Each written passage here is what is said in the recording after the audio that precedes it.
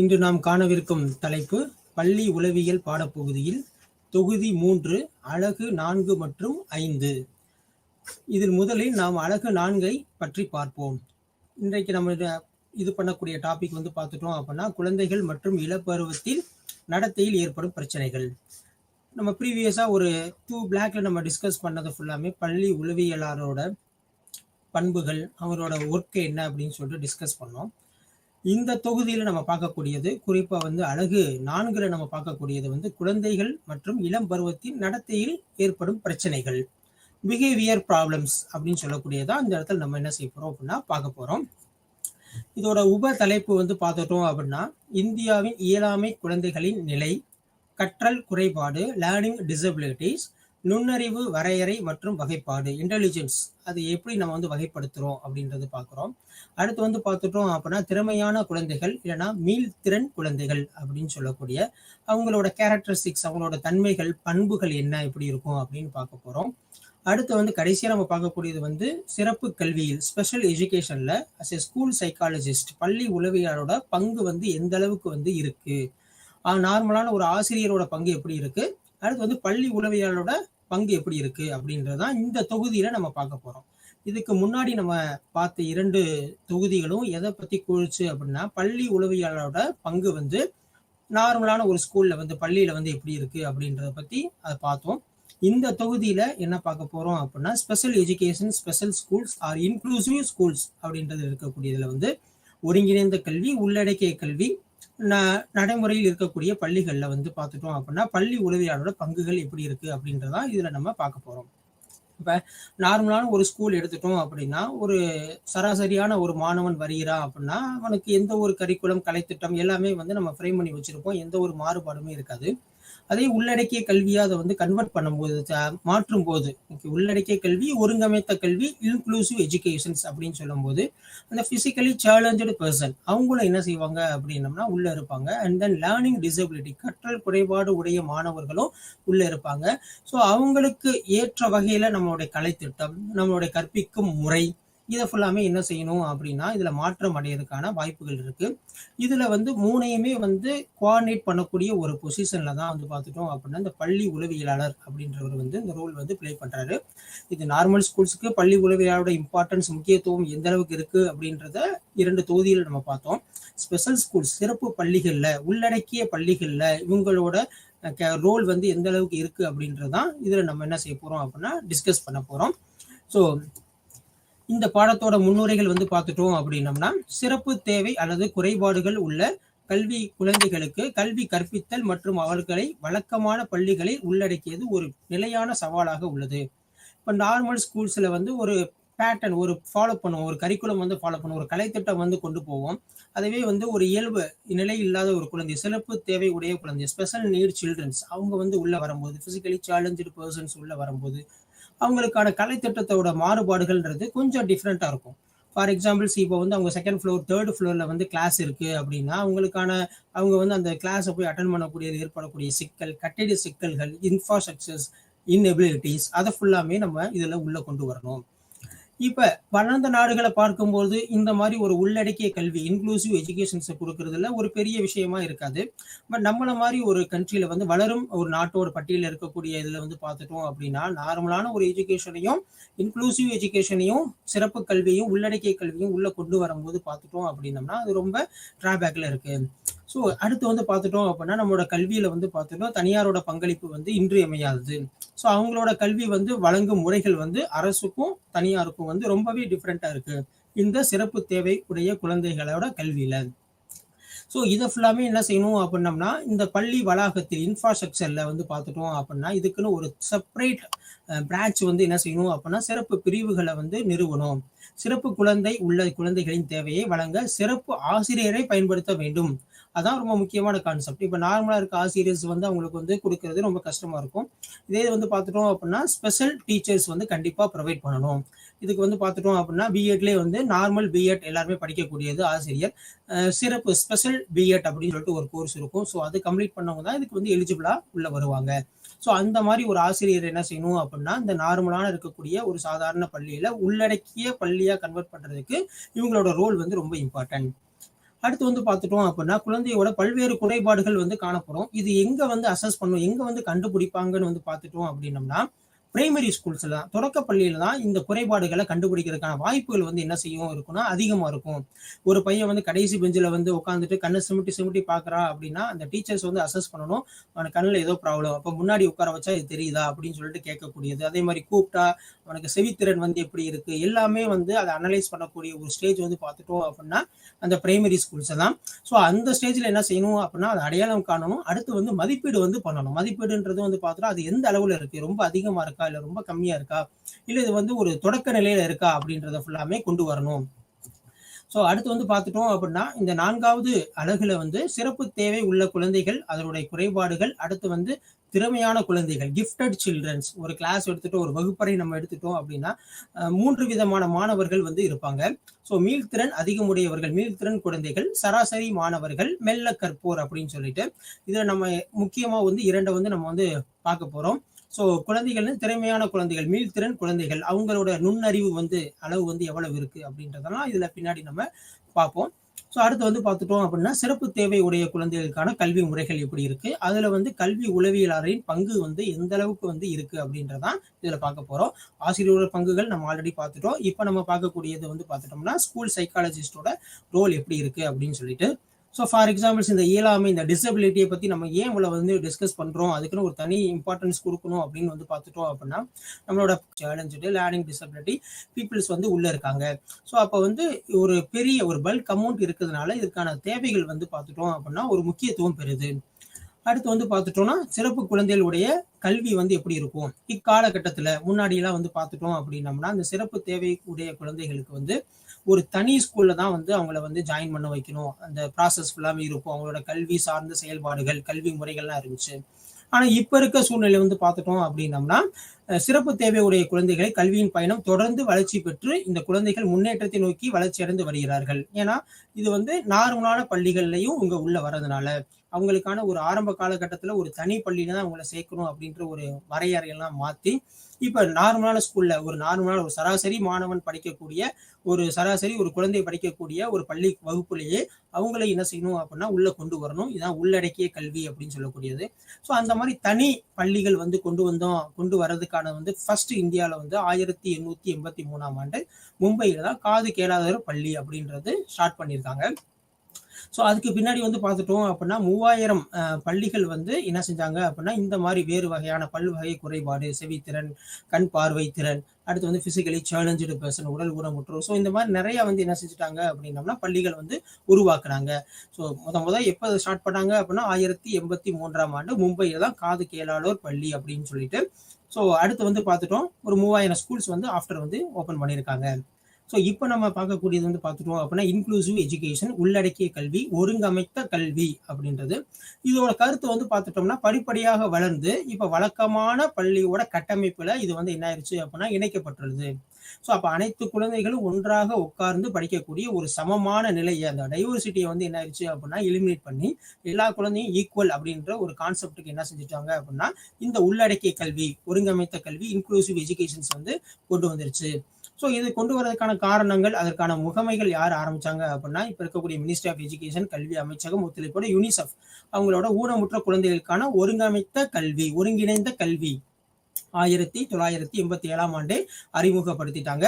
So தற்போது வழக்கமான இருக்கக்கூடிய பள்ளியின் ஆசிரியர் பயிற்சி திட்டங்கள், ஏற்பாடு, ஸோ அவங்களோட கலைத்திட்டம், அவங்களோட டீச்சிங் லேர்னிங் மெத்தடு, கற்றல் கற்பித்தல் முறை, ஸோ இது ஃபுல்லாமே பார்த்துக்கணும். அதில் என்ன செய்யணும் அப்படின்னா நார்மலாக இருக்கிறதுக்கும் இவங்க உள்ளடக்கிய கல்விக்கு வரும்போது வந்து பார்த்துட்டோம்னா இது ரெண்டையுமே மிக்ஸ் பண்ணுற மாதிரி உள்ளே கொண்டு வரணும். அதுக்கு அடுத்து முக்கியமானது இன்ஃப்ராஸ்ட்ரக்சர்ஸில் இருக்கக்கூடியது பள்ளியின் கட்டிட தடைகளை நீக்குவதல் போன்றவை. ஏன்னா பள்ளியில் வந்து பார்த்துட்டோம் அப்படின்னா செகண்ட் ஃப்ளோர், தேர்ட் ஃப்ளோர் அந்த மாதிரி இருக்கும். ஸோ அப்போ ஒவ்வொரு ஃப்ளோர்ஸும் வந்து அவங்க வந்து ஏறுறது ஒரு ஃபிசிக்கலி சேலஞ்சு பர்சனால போகும்போது ரொம்ப டஃபாக வந்து ஃபீல் பண்ணுவாங்க. ஸோ அந்த மாதிரி ஒரு இதை ஃபுல்லாமே என்ன செய்யணும் அப்படின்னம்னா அதை வந்து இது பண்ணணும், எலிமினேட் பண்ணணும் அப்படின்றதான் இதில் இருக்க முக்கியமான கான்செப்ட். இப்போ இருக்க பள்ளிகளில் வந்து பார்த்துட்டோம் அப்படின்னா நார்மலாக ஒரு ஸ்டெப்ஸ் படிக்கட்டுகள் இருந்தாலும் அதில் சைடில் வந்து ரேம்ப், அதாவது வந்து ஒரு சருகல் மாதிரி வந்து கண்டிப்பாக வந்து கொடுக்கணும். அதான் இன்ஃப்ராஸ்ட்ரக்சர்ஸில் உள்ளே கொண்டு வந்துட்டாங்க. ஸோ அந்த மாதிரி கொடுக்கும்போது அதை வந்து இந்த பிசிக்கலி சேலஞ்சு பர்சன்ஸ், இந்த இயலாமை உடையவர்கள் வந்து பயன்படுத்துறதுக்கு வழிவகையாக இருக்கும் அப்படின்றதான் இந்த கட்டிட தடைபாடுகள் அப்படின்னு சொல்லக்கூடியது. ஸோ அடுத்து வந்து பார்த்துட்டோம் அப்படின்னம்னா இந்த குழந்தைகளின் இயலாமை, குழந்தை ஒரு குறிப்பிட்ட கல்வி நிலையத்தில் படிக்க குழந்தையின் இயலாமை காரணம் அல்ல. இப்போ ஒரு பள்ளிக்கூடத்துல வந்து நாங்க ஜாயின் பண்ண மாட்டோம் இந்த இயலாமை குழந்தை அப்படின்னு சொல்லக்கூடியது அந்த குழந்தையோட டிசபிலிட்டி கிடையாது, அந்த ஸ்கூலோட டிசபிலிட்டி தான். ஏன்னா அந்த குழந்தை வந்து ஆக்சஸ் பண்ற அளவுக்கு அதை பயன்படுத்தக்கூடிய அளவுக்கு வந்து அந்த பள்ளிக்கூடம் வந்து ஏற்ற தகவமைப்புல இல்லை அப்படின்றதான் கொண்டு வராங்க. ஃபார் எக்ஸாம்பிள்ஸ் நம்ம முன்னாடி சொன்ன மாதிரி இதோட அந்த கட்டிட அமைப்பு முறையில மாற்றம் ஏற்படுத்தணும். ஸோ அதுக்கப்புறம் வந்து எல்லாருமே ஆக்சஸ் பண்ணக்கூடிய இந்த லிஃப்ட் இந்த மாதிரி இதெல்லாம் உள்ள கொண்டு வரணும். அப்ப வந்து அந்த குழந்தையோட இயலாமை அப்படின்னு சொல்லக்கூடாது, அந்த பள்ளியோட இயலாமை தான். ஏன்னா அந்த குழந்தையை வந்து அந்த பள்ளிக்கூடத்துல வந்து நம்ம ஏத்துக்க முடியல, அவங்களோட நடைமுறைகளுக்கு ஏகப்பட்ட சிக்கல்கள் வந்து ஏற்படுத்துது. ஸோ இது மாத்திரம் இல்லாம கழிப்பிட வசதி என்ன செய்யணும் அப்படின்னம்னா அதுக்கு அவங்களுக்கு தகுந்த மாதிரி நம்ம கண்டிப்பா வந்து ஒன்று கொண்டு வரணும். ஃபார் எக்ஸாம்பிள்ஸ் ரயில்வேல நம்ம பார்த்துருப்போம், பிசிக்கலி சேலஞ்சு பர்சன்ஸ் அவங்க யூஸ் பண்ணக்கூடிய கழிவறைகள் அப்படின்னு சொல்லிட்டு ஒரு தனியா வந்து ஒன்று கொடுத்துருப்பாங்க. ஸோ அந்த மாதிரி அந்த நம்மளோட பள்ளிக்கூடத்தை என்ன செய்யணும் அப்படின்னா கட்டமைப்பை வந்து மாற்றி அமைக்கணும். ஸோ இது மூலமா தான் என்ன ஆகும் அப்படின்னா இந்த உள்ளடக்கிய கல்வி அப்படின்றது கொண்டு வரதுக்கான ஒரு சாத்திய கூறுகள் வந்து ஏற்படும். அடுத்து முக்கியமான இந்த உள்ளடக்கிய கல்வியில வந்து பார்த்துட்டோம் அப்படின்னா கற்பித்தல் உபகரணங்கள், லேர்னிங் டீச்சிங் லேர்னிங் எய்ட்ஸ் அது ஃபுல்லாமே எப்படி யூஸ் பண்ணணும். இப்போ இந்த பிரெய்லி மெத்தட் அவங்க வந்து இருக்காங்க அப்படின்னா அந்த பிரெய்லி மெத்தட்ல டீச் பண்ணக்கூடிய ஒரு மெத்தட்ஸ் யூஸ் பண்ணணும். அந்த டைப் ஆஃப் இருக்கக்கூடிய புக்ஸ் வந்து கொண்டு வரணும். இப்போ பெரிய பெரிய லைப்ரரிஸ் வந்து பார்த்துட்டோம் அப்படின்னா அவங்களுக்குன்னு ஒரு தனி ஒரு ரேக்கை வந்து கொடுத்துருப்பாங்க இந்த பிரெய்லி மெத்தட்ல இருக்கக்கூடிய புக்ஸ் ஃபுல்லாமே. அடுத்து வந்து கற்பித்தல் நடைமுறைகளை மாற்றி அமைத்தல். ஸோ கற்பித்தல் நடைமுறைகள்னா இப்போ இந்த கிளாஸஸ் வந்து இப்படி இருக்கு, இவங்க டீச்சிங் மெத்தடாலஜியை வந்து சேஞ்சஸ் பண்ணணும். முக்கியமாக கலைத்திட்டத்துல வந்து என்ன செய்யணும் அப்படின்னா நம்ம ஒரு மாற்றத்தை ஏற்படுத்தணும். கலைத்திட்டம் சொல்லக்கூடியது வந்து பார்த்துட்டோம் அப்படின்னா கரிக்குலம் அப்படின்னு சொல்லக்கூடியது என்டையர் அந்த வருடத்திற்கான ஒரு ப்ரொசீஜர், அந்த கல்விக்கான ஒரு ப்ரொசீஜர். இப்போ ஸ்கூல் சைக்காலஜி நம்ம படிக்கிறோம் அப்படின்னா இதோட கரிக்குலம் எத்தனை சிலபஸ் எத்தனை பேப்பர்ஸ் அந்த மாதிரி கொண்டு வரக்கூடிய முறைகள். அடுத்து வந்து பார்த்துட்டோம் அப்படின்னா இந்த குறைபாடுகளின் வகைப்பாடுகள் அப்படின்னு சொல்லக்கூடியது. ஸோ ஊனமுற்ற நபர்களின் உரிமை சட்டம் 2016 இதுல வந்து பார்த்துட்டோம் அப்படின்னா முன்னாடி வந்து அந்த ஊனமுற்றவர்களுக்கான வகைகள் வந்து ரொம்ப கம்மியா தான் இருந்துச்சு, ரொம்ப குறைவா இருந்துச்சு. இப்ப என்ன பண்ணிட்டாங்க அப்படின்னா இது 7 முதல் 21 வகையிலான இயலாமைகளை உள்ள வந்து ஒரு பட்டியல் அமைச்சு கொண்டு வந்துட்டாங்க. ஸோ அதுல வந்து பார்த்துட்டோம் அப்படின்னா இப்ப வந்து ரீசன்ட் டேஸ்ல வந்து உள்ள இன்க்ளூட் பண்ணது வந்து பார்த்துட்டோம் அப்படின்னா ரத்த கோளாறு, ஹீமோஃபிலியா அந்த மாதிரி சொல்லக்கூடியது. அடுத்து அமில தாக்குதலில் உயிர் பிழைத்தவர்கள். ஸோ இதுவுமே வந்து ஒரு குறைபாடு அப்படின்னு சொல்லிட்டு உள்ள வந்து கொண்டு வந்துட்டாங்க. ஸோ இது மூலமா வந்து 21 இது வந்து பட்டியல் ஏற்றிருக்காங்க. ஸோ அந்த RPWD சட்டத்தின்படி 2016 கீழ் அங்கீகரிக்கப்பட்ட 21 குறைபாடுகளின் பட்டியல் நம்ம கொடுத்துருக்கோம். ஸோ அதுல வந்து ஃபர்ஸ்ட் வந்து குருட்டுத்தன்மையில ஆரம்பிச்சு பார்வை குறைந்த பாடு, அடுத்து வந்து குறைந்த பார்வை, தொழுநோயில் வந்து குணமானவர்கள், அடுத்து வந்து செவித்திறன் குறைபாடு, ஹீமோஃபிலியா, ஸோ அடுத்து வந்து பேச்சு மற்றும் மொழி குறைபாடு. ஸோ இது ஃபுல்லாமே உள்ள இன்கரப்ட் பண்ணியிருப்பாங்க. அடுத்து வந்து லோகோ மோட்டார் இயலாமை, ஹீமோஃபிலியா. ஸோ இந்த மாதிரி வந்து 21 வகையான ஒரு நோய்களையும் குறைபாடுகளா என்ன செஞ்சிருக்காங்க அப்படின்னா உள்ள வந்து கொண்டு வந்திருக்காங்க. இதுல முக்கியமா வந்து ஆசிட் தாக்குதலால் பாதிக்கப்பட்டவர்கள். ஸோ இதுவும் என்ன பண்ணிட்டாங்க அப்படின்னா உள்ள குறைபாடுகள்ல வந்து உள்ள கொண்டு வந்திருக்காங்க. ஸோ அடுத்து வந்து நம்ம இது வரைக்கும் உடல் சார்ந்த குறைபாடுகள் என்னென்ன இருக்கு, இயலாமை என்ன இருக்கு, பிசிக்கலி சேலஞ்சா என்னென்ன பேசுறாங்க, நார்மல் கல்வியில எப்படி அவங்களை உள்ள கொண்டு வருதுன்னு பார்த்தோம். அடுத்து நம்ம பார்க்கக்கூடியது அவங்க பள்ளிக்கூடத்துக்குள்ள வந்துட்டாங்க. அடுத்து வந்து இப்ப வகுப்பறைக்குள்ள போக போறோம். கற்றல் திறன் குறைபாடு. ஸோ அந்த வகுப்பறைக்குள்ளதான் அந்த கற்றல் திறன் வந்து ஒவ்வொரு மாணவர்களுக்கும் வந்து பார்த்துட்டீங்க அப்படின்னா அது டிஃப்ரெண்டா இருக்கும். அப்ப physically challenge and then special needs, இங்க பிசிக்கலி சேலஞ்சோட ஸ்பெஷல் நீட்ஸ் சொல்லலாம். சிறப்பு தேவை உடைய குழந்தைகளுக்கு வந்து பார்த்துட்டோம் அப்படின்னா அவங்களோட கல்வியில் செயல்பாடு எப்படி இருக்கு, கற்றல் திறன் வந்து எந்த அளவுக்கு வந்து வேறுபாடு அடையுது, அவங்களுடைய கற்றல் திறனை வந்து எவ்வாறு நம்ம வந்து மேம்படுத்தலாம் அப்படின்றதான் இதுல பார்க்க போறோம். ஸோ பொதுவா நம்ம பள்ளின்னு எடுத்துட்டோம்னா அதான் வந்து சோசியலைசேஷன், சமூக முகமையாக்க இது வந்து ஒரு ஏஜென்ட்டா வந்து இது என்ன ஆகுது அப்படின்னா இந்த ஸ்கூல் வந்து இருக்கு. ஏன்னா ஒரு ஸ்கூல்ல தான் டிஃப்ரெண்ட் ஸ்ட்ரீட்ல இருக்கக்கூடிய அந்த பாய்ஸ் ஃபுல்லாமே அந்த ஸ்டூடெண்ட் ஃபுல்லாமே வருவாங்க. அதே மாதிரி டிஃப்ரெண்ட் வில்லேஜஸ்ல இருக்கவங்க வருவாங்க, டிஃப்ரெண்ட் சிட்டிஸ்ல இருக்கவங்க கூட வருவாங்க. அது யூனிவர்சிட்டிஸ் போயிட்டோம் அப்படின்னா டிஃப்ரெண்ட் கண்ட்ரில இருக்கவங்க ஃபுல்லாமே வருவாங்க. ஸோ அப்போ வந்து ஒரு சோசியலைசேஷன் அங்கே வந்து கண்டிப்பா வந்து நிகழுது. ஸோ ஒரு குழந்தையோட வளர்ச்சி வந்து ஒட்டுமொத்தமா ஹோலா அவங்களோட போத் பிசிக்கல் அண்ட் மென்டல் ரெண்டையுமே பார்க்கணும். ஸோ அது இருந்தாலுமே கல்வி முறையில தனி கவனம் வந்து செலுத்தணும். அறிவியல் எப்படி இருக்காங்க, கணிதத்துல எப்படி இருக்காங்க, ஸோ அவங்களோட கால்குலேஷன்ல எப்படி இருக்காங்க அப்படின்றது ஃபுல்லாமே பார்க்கக்கூடியது அந்த கற்றல் திறன் அப்படின்னு சொல்லக்கூடியது. இதுல வந்து பார்த்துட்டோம் அப்படின்னம்னா இந்த கற்றல் திறனில் ஏற்படும் குழந்தைகள் வந்து LD லேர்னிங் டிசபிலிட்டி அப்படின்றதான் இங்க ஷார்ட் ஃபார்ம்ல கொடுத்துருக்கோம்.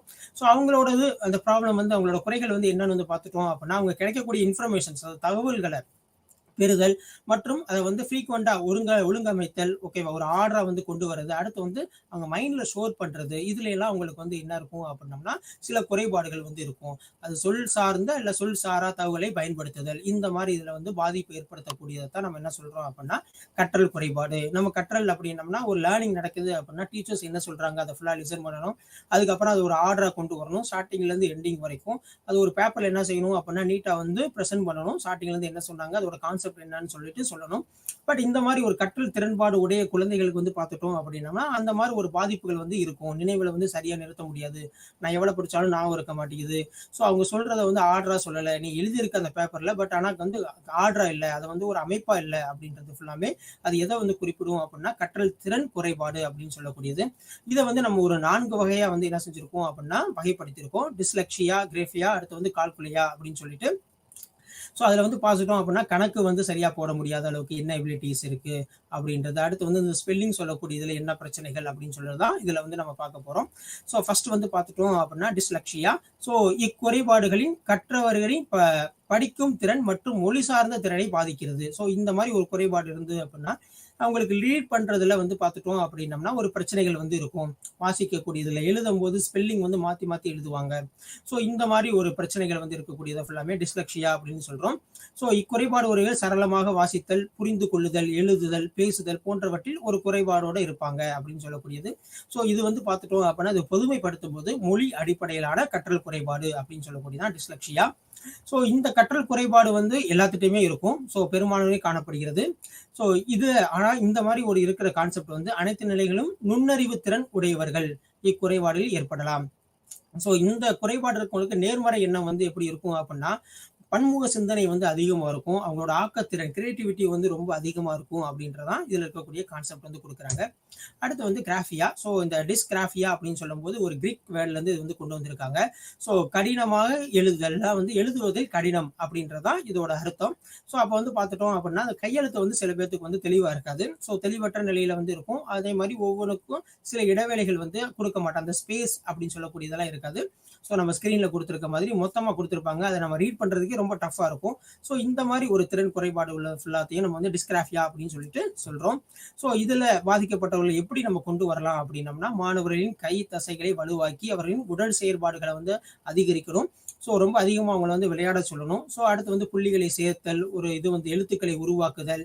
பொதுவாக வந்து நம்ம பெண் பிடிச்சி எழுதுறது ஃபுல்லாமே இந்த ஆட்காட்டி விரலை தான் பயன்படுத்துவோம். ஸோ அதை கொண்டு அவங்கள வந்து எழுதுறதுக்கு நல்லா எழுதுறதுக்கு ஒரு ப்ராக்டிஸ் கொடுக்கணும் அப்படின்றதான் முக்கியமான கான்செப்ட்.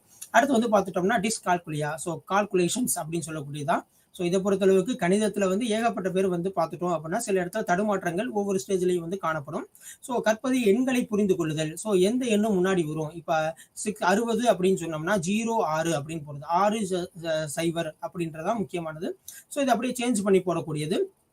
ஸோ இதை வந்து பார்த்துட்டோம் அப்படின்னா எங்கெங்கெல்லாம் ஒரு பாதிப்பு ஏற்படுத்தும்னா எண்களை கூட்டுதல், அது ஒரு அதை வந்து ஆட் பண்ணும்போது, அடுத்து வந்து பார்த்து சொல்லும்போது, அடுத்து வந்து எண்களை ஒருங்கமைத்தல், மொத்தமாக வந்து கால்குலேஷன்ஸ் பண்ணும்போது கொண்டு வரது, அடுத்து வந்து அந்த கணிதத்தோட குறியீடுகளை வந்து அவங்க புரிஞ்சுக்கொள்ளுது, ப்ளஸ்னா இது மைனஸ்னா இதுனா ஒரு அண்டர்ஸ்டாண்ட் பண்ணுறதுக்கு ரொம்ப பாதிப்பாக ஏற்படுத்தும் இந்த வகையான குறைபாடு அப்படின்னு சொல்லிட்டு. ஸோ இதுக்கு வந்து பார்த்துட்டோம் அப்படின்னா அந்த பிரச்சனைகளை தீர்க்க ஒன்றுக்கு மேற்பட்ட வழிகள், கணித பிரச்சனையை தீர்க்க ஒன்றுக்கு மேற்பட்ட வழிமுறையை கற்பித்தல். இப்போ ஒரு நம்ம மேக்ஸ்ல வந்து ஒரு சம்ஸ் படிக்கிறோம் அப்படின்னம்னா ஒரு ஸ்டெப் இருக்கும், அதே வந்து வேற இடத்துல ஒரு புக்ஸ்ல பார்த்தோம் அப்படின்னா அந்த ஸ்டெப் இல்லாமல் ஸ்கிப் பண்ணி வேற ஸ்டெப்புக்கு போயிருப்பாங்க. ஸோ அந்த மாதிரி மெத்தட்லாம் உங்களுக்கு டிஸ்கஸ் பண்ணணும். அடுத்து வந்து பார்த்துட்டோம் அப்படின்னம்னா ஸோ அந்த பிரச்சனை இந்த ப்ராப்ளம்ஸை வந்து தீர்ப்பதில் தவறுகள் இழைத்தவர்கள் என்பதற்காக மாணாக அந்த பிழைகளை புரிந்து கொள்ள முனைவது. ஸோ நீ என்ன இந்த தப்பு பண்ணிட்ட அப்படின்னு சொல்லிட்டு உங்களுக்கு பனிஷ்மெண்ட் கொடுக்காம இந்த இடத்துல நீ தப்பு பண்ணியிருக்க, இந்த இடத்துல நீ சேஞ்ச் பண்ணேன்னா உனக்கு அந்த என்டையர் சம்முமே வந்து கரெக்டாக வந்துடும் அப்படின்ற மாதிரி ஒரு கைடன்ஸ் கொடுத்தோம் அப்படின்னா உங்களுக்கு படிப்புலையும் ஆர்வம் ஏற்படும், இந்த குறைபாடு குறையிறதுக்கும் ஒரு வாய்ப்புகள் இருக்கு. அடுத்து வந்து பார்த்துட்டோம் அப்படின்னம்னா ஒரே சமயத்தில் ஒரே ஒரு கருத்துக்களின் கவனத்தை செலுத்துதல். ஸோ இப்போ நம்ம இது படிக்கிறோம் அப்படின்னா இதுல மொத்தம் தான் கான்சன்ட்ரேஷன் இருக்கணும், வேற எதுலையும் போகவே கூடாது. அடுத்து வந்து பார்த்துட்டோம் கணித பிரச்சனைகளில் மனக்கணக்கில் காட்சிப்படுத்த மாணவருக்கு ஆர்வம் ஊட்டல். ஸோ மனக்கணக்கு போறது, இப்போ வந்து அந்த பெருக்கல் அப்படிலாம் கேட்டோம் அப்படின்னா சடனாக நம்ம சொல்லுவோம். ஸோ அந்த மாதிரி இருக்கக்கூடியது. அடுத்து மிக முக்கியமான ஒன்று, இந்த கணிதத்தை நம்மளோட வாழ்க்கை முறைகளோட அவங்க என்ன செய்யணும் அப்படின்னா கொண்டு வரணும். ஸோ அன்றாட வாழ்க்கை சூழலோட கணித பிரச்சனைகளை தகுந்த எடுத்துக்காட்டுடன் தொடர்படுத்துதல். ஸோ நம்ம ஒரு இடத்துல இருந்து இன்னொரு இடத்துக்கு போறோம், அப்போ எத்தனை கிலோமீட்டர்ஸ் இருக்கு, அப்போ எத்தனை மீட்டர், அப்போ எத்தனை சென்டிமீட்டர் அப்படின்ற மாதிரி கொண்டு வரணும். பேசிக்கா அவங்களுக்கு வந்து சென்டிமீட்டர்ல ஆரம்பிச்சு மில்லிமீட்டர், சென்டிமீட்டர், அடுத்து வந்து கிலோமீட்டர், மீட்டர் அப்படிலாம் கொண்டு வரதுக்கான அந்த வகைப்படுத்தல் வந்து கரெக்டாக கொண்டு வரணும். ஸோ இந்த மாதிரி நம்ம வந்து ஒரு இடத்துல வந்து இன்னொரு இடத்துக்கு போகும்போது இத்தனை கிலோமீட்டர்ஸ் டிராவல் பண்ணியிருக்கோம், அப்போ இது வந்து இத்தனை மீட்டர்ஸ் கொண்டு கன்வெர்ட் பண்ணுவாங்க, இத்தனை சென்டிமீட்டர் இத்தனை மில்லிமீட்டர் அப்படின்னு சொன்னோம்னா அவங்க அந்த லைஃப் ஸ்டைலோட படிக்கும்போது அது ஈஸியா வந்து புரிஞ்சு கொள்ளக்கூடிய தன்மை வந்து அதிகரிக்கும். இது மூலமா அந்த குறைபாடும் குறையறதுக்கான வாய்ப்புகளும் அதிகமா இருக்கும். ஸோ இதை பொறுத்தளவுக்கு வந்து பார்த்துட்டோம் அப்படின்னா உடல் உறுப்புகளின் செயல்பாட்டுகளை ஒருங்கிணைத்தல், ஒரு கோஆர்டினேஷன் வந்து கண்டிப்பா வந்து இருக்காது. இப்போ கையை நம்ம பிடிக்கிறோம் அப்படின்னோம்னா கரெக்டா ஒரு கோஆர்டினேட் பண்ணணும். ஓகே, ஸோ அந்த மாதிரி ஒரு இந்த தசைகளில் ஏற்படக்கூடிய ஒரு பிரச்சனைகளை தான் அந்த குறைபாடுன்னு அப்படின்னு சொல்றோம். ஸோ எழுதும்போது கொஞ்சம் ஸ்லோவா எழுதுவான், சில பேர் ரொம்ப ஃபாஸ்ட்டாக எழுதுவான். சார் வந்து அப்படியே சொல்கிறாங்க அப்படின்னா ரீட் பண்ணுறாங்க அப்படின்னா வேகமாக எழுதுறது. சில பேர் வந்து ஃபாஸ்ட்டாக எழுதுவான், சில பேர் ரொம்ப கம்மியாக எழுதுவான். ஸோ அந்த மாதிரி இருக்கக்கூடிய ஒரு குறைபாடை தான் நம்ம சொல்கிறோம். ஸோ இது வந்து பார்த்துட்டோம்னா மொழி அந்த நகர்வு இது ரெண்டையுமே வந்து ஒருங்கிணைப்பில் கடினத்தன்மையை வெளிப்படுத்துவார். அதாவது வந்து பேசக்கூடியது, அடுத்து வந்து அந்த நகர்வு எப்படி நம்ம எழுதுறோம் அப்படின்றதுலையும் ஒரு பிரச்சனைகள் ஏற்படக்கூடிய அந்த குறைபாடு. ஸோ இந்த பிரச்சனை வந்து டிஸ்கால்குலியா, ஸோ அந்த கணக்கு பிரச்சனைகளும் இது வந்து சேர்ந்து தான் காணப்படும் அப்படின்னு சொல்றாங்க. ஸோ இதை எப்படி நம்ம வந்து என்ன செய்யலாம் அப்படின்னா குறைக்கலாம் அப்படின்றது தான் இந்த கான்செப்ட். ஸோ காட்சி கேள்வி போன்ற ஏதேனும் ஒன்றை கொண்டு கற்பித்தல், அவங்களுக்கு அந்த டைப் ஆஃப் ஸ்டூடெண்ட்ஸ்க்கு இந்த குறைபாடு இருக்கக்கூடிய மாணவர்களுக்கு வந்து பார்த்துட்டோம் அப்படின்னா காட்சி கேள்வி கருவிகள் ஆடியோ வீடியோ விசுவல்ஸ் வந்து கொடுத்து அவங்களுக்கு வந்து டீச் பண்ணணும். ஸோ மோஸ்ட்லி இப்போ கிளாஸ்ல ஃபுல்லாமே ஆடியோ விசுவல் எய்ட்ஸ் வந்து கொடுக்க ஆரம்பிச்சிட்டாங்க. ஸோ நேச்சுரலா வந்து நம்ம கொண்டு வந்துடலாம். ஸோ அடுத்து வரும் முன்பு அவங்க வந்து இந்த அவங்களோட ஸ்கில்ஸை வந்து எக்ஸ்போஸ் பண்றதுக்கு வந்து அவங்க வந்து லைக் பண்ணலை அப்படின்னா அது விரும்பலை அப்படின்னா அந்த மாதிரி ஒரு சூழ்நிலையை வந்து நம்ம என்ன செஞ்சிடணும் அப்படின்னா தவிர்த்திடணும். அடுத்து வந்து பார்த்துட்டோம் அப்படின்னா ஒரு திங்ஸை வந்து ஒரே இடத்துல வந்து ஃபிக்ஸ் பண்ணி வச்சிடணும். இந்த நோட்டா பிசிக்ஸ் நோட்டா இங்கே இருக்கணும், கெமிஸ்ட் நோட்டா இங்கே இருக்கணும் அப்படின்னு ஃபிக்ஸ் பண்ணி வச்சுட்டோம் அப்படின்னம்னா அவங்களுக்கான எடுக்கக்கூடிய அந்த செயல்பாடு அந்த கோஆர்டினேஷன் வந்து கரெக்டாக இருக்கும். அடுத்து வந்து எழுத்து பயிற்சிகளுக்கு மாற்று வழிகளை கையாளுதல். ஸோ அப்போ என்ன செய்யணும் அப்படின்னா அடுத்தடுத்த பயிற்சிகள் எழுத்து பயிற்சிகளுக்கு வேற என்ன கொண்டு வரணும், அடுத்து வந்து அவங்களுக்கு வந்து அந்த கெய்னர்ஸ் வந்து கண்டிப்பாக கொடுக்கணும் அப்படின்றதான் இந்த கற்றல் குறைபாடு இருக்கக்கூடிய மாணவர்களுக்கான வழிமுறைகள். ஸோ அடுத்து நம்ம என்ன டிஸ்கஸ் பண்ண போறோம் அப்படின்னா நுண்ணறிவு. ஸோ ஒருத்தர் ஒன்னரோட வந்து டிஃப்ரெண்டா வேறுபாடோட இருக்கக்கூடிய ஒரு காரணம் வந்து பார்த்துட்டோம் அப்படின்னா அந்த நுண்ணறிவு திறன் அப்படின்னு சொல்லக்கூடியது. ஒருத்தர் ஒரு ஒர்க்கை வந்து பண்றாரு அப்படின்னா இன்னொருத்தர் வந்து அந்த ஒர்க்கை வந்து ஸ்மார்ட்டா பண்றாரு, ரொம்ப சீக்கிரமா முடிச்சிடறாரு, ரொம்ப கரெக்டாகவும் முடிச்சிடறாரு அப்படின்றதுக்கான அந்த காரணம் வந்து பார்த்துட்டா அந்த நுண்ணறிவு திறன் அப்படின்னு சொல்லக்கூடிய கான்செப்ட் தான். ஸோ இதை பொறுத்தளவுக்கு நம்ம என்ன ஒரு டெஃபினிஷன்ஸ் கொடுக்குறோம் அப்படின்னா நுண்ணறிவு என்பது திட்டமிடுதல், பிளானிங் ஃபர்ஸ்ட், நெக்ஸ்ட் வந்து ப்ராப்ளம் சால்விங், ஸோ பிரச்சனைக்கான தீர்வு வந்து எப்படி கொண்டு வரணும், அடுத்து வந்து கிரிட்டிக்கல் திங்கிங், அடுத்து நெக்ஸ்ட் வந்து பார்த்துட்டோம்னா திங்க் பண்ணக்கூடியது சிந்தித்தல், அடுத்து மொழிகளை விளங்கி கொள்ளுதல். இது ஃபுல்லாமே என்னன்னா இந்த இன்டெலிஜென்ஸ் அப்படின்னு சொல்லக்கூடியதுல வரக்கூடியது. ஸோ இந்த பொறுத்தளவுக்கு வந்து பார்த்துட்டோம் அப்படின்னம்னா இது ஒரு பேட் அந்த டெஃபினேஷன்ஸ் வந்து கொடுத்திருந்தாலுமே நம்ம சைக்காலஜிக்கலா வந்து பார்த்துட்டோம் அப்படின்னா ஆக்கத்திறன் மற்றும் ஆளுமை பர்சனாலிட்டி அது ஃபுல்லாமே உள்ள வரும். அடுத்து வந்து கிரியேட்டிவிட்டி உள்ள வரும்.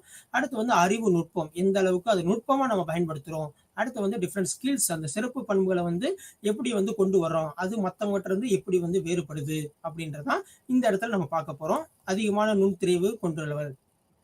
ஸோ நுண்ணறிவின் அளவை உளவியல் வல்லுநர்கள் நுண்ணறிவு ஈவு அப்படின்னு சொல்றாங்க. இதைத்தான் நம்ம ஷார்ட் ஃபார்ம்ல ஐக்யூ டெஸ்ட் அப்படின்னு நம்ம சொல்லுவோம். ஸோ இது வந்து பார்த்துட்டோம் அப்படின்னா அவங்களோட அந்த மாணவன் அந்த குழந்தையோட கால வயது, ஓகேவா. ஸோ அடுத்து நெக்ஸ்ட் வந்து பார்த்துட்டோம் அப்படின்னா மன வயது, இது ரெண்டையுமே கால்குலேஷனுக்குள்ள கொண்டு வர மாதிரி இருக்கும். ஸோ ஒருவரின் மூளை அவற்றின் வயதுக்கேற்ப எவ்வாறு செயல்படுகிறது, இப்போ பிறந்த குழந்தைனா இப்படி இருக்கணும், ஸோ ஆஃப்டர் கொஞ்ச நாள் கழிச்சு அதை வந்து தவக்கணும், அடுத்து வந்து அவங்களோட அம்மா அப்பா எல்லாத்தையுமே வந்து அண்டர்ஸ்டாண்ட் பண்ணணும், இந்த டெவலப்மெண்ட்லாம் கரெக்டாக இருந்துச்சு அப்படின்னா உங்களுக்கு நுண்ணறிவு வந்து கரெக்டாக இருக்கு, இந்த ஏஜுக்கு இந்த பர்ஃபார்மன்ஸ் கரெக்ட் அப்படின்னு சொல்லக்கூடியதான் இந்த ஐக்யூ அப்படின்னு சொல்லக்கூடிய கான்செப்ட்ல வரும். இதை ஃபர்ஸ்ட் வந்து பார்த்துட்டோம் அப்படின்னா 1912 இதை வந்து இந்த சொல்ல வந்து பயன்படுத்தியிருக்காங்க. ஸோ ஆல்ஃபிரட் ஃபீனே அப்படின்றதான் நுண்ணறிவு சோதனையின் தந்தை என கூறப்படுவர். அதுக்கப்புறம் ஏகப்பட்ட நுண்ணறிவு இன்டெலிஜென்ட் டெஸ்ட் ஃபுல்லாமே வந்துருச்சு. ஸோ ஃபர்ஸ்ட் இவர் தான் ஸ்டார்ட் பண்ணாரு ஆல்ஃபிரட் ஃபீனே. ஸோ இவரை பொறுத்தளவுக்கு புரிந்து கொள்ளுதல், புதுமை, ஓகேவா, இன்னோவேஷன், அடுத்து வந்து தொடங்கிய செயலை தொடர்ந்து முடித்தல், ஸ்டார்ட் பண்ணோம் அப்படின்னு விட்டுறக்கூடாது, எண்டிங் வரைக்கும் போயிட்டு பிளஸ் ஆர் மைனஸ் அப்படின்றத கண்டிப்பா பார்த்து வரணும். அடுத்து வந்து நடத்தையின் குறைபாடுகளை தன்னைத்தானே உணர்ந்து திருத்திக் கொள்ளுதல். ஸோ இந்த டைம் இந்த மாதிரி நம்ம தப்பு பண்ணிட்டோம், அடுத்த ட்ரிப் இது வரக்கூடாது அப்படின்னு நம்ம ஓனா திங்க் பண்றது ஃபுல்லாமே டிபெண்ட் அப்பான் இந்த இன்டெலிஜென்ஸ் அந்த நுண்ணறிவுல தான் உள்ள வரும் அப்படின்றதான் இந்த கான்செப்ட் வந்து உள்ள கொண்டு வராங்க. ஸோ ஒரு செயலின் எண்ணத்தின் மறைபொருளை உணரும் திறன். ஸோ அந்த செயல் வந்து எது மூலமா வந்துச்சு, இந்த கான்செப்ட் எப்படி வந்திருக்கும், இந்த பொருள் வந்து எப்படி வந்திருக்கும், இந்த பொருள் நம்ம எப்படி பயன்படுத்தலாம் அப்படின்றதெல்லாம் உள்ள கொண்டு வரணும். அடுத்து வந்து ஒரு சூழ்நிலையை நம்ம கற்றுக்கிட்டதை அடுத்த சூழ்நிலையில பயன்படுத்தணும், அப்ளிகேஷன் ஓரியன்டட் திங்கிங் இது ஃபுல்லாமே கொண்டு வரணும்.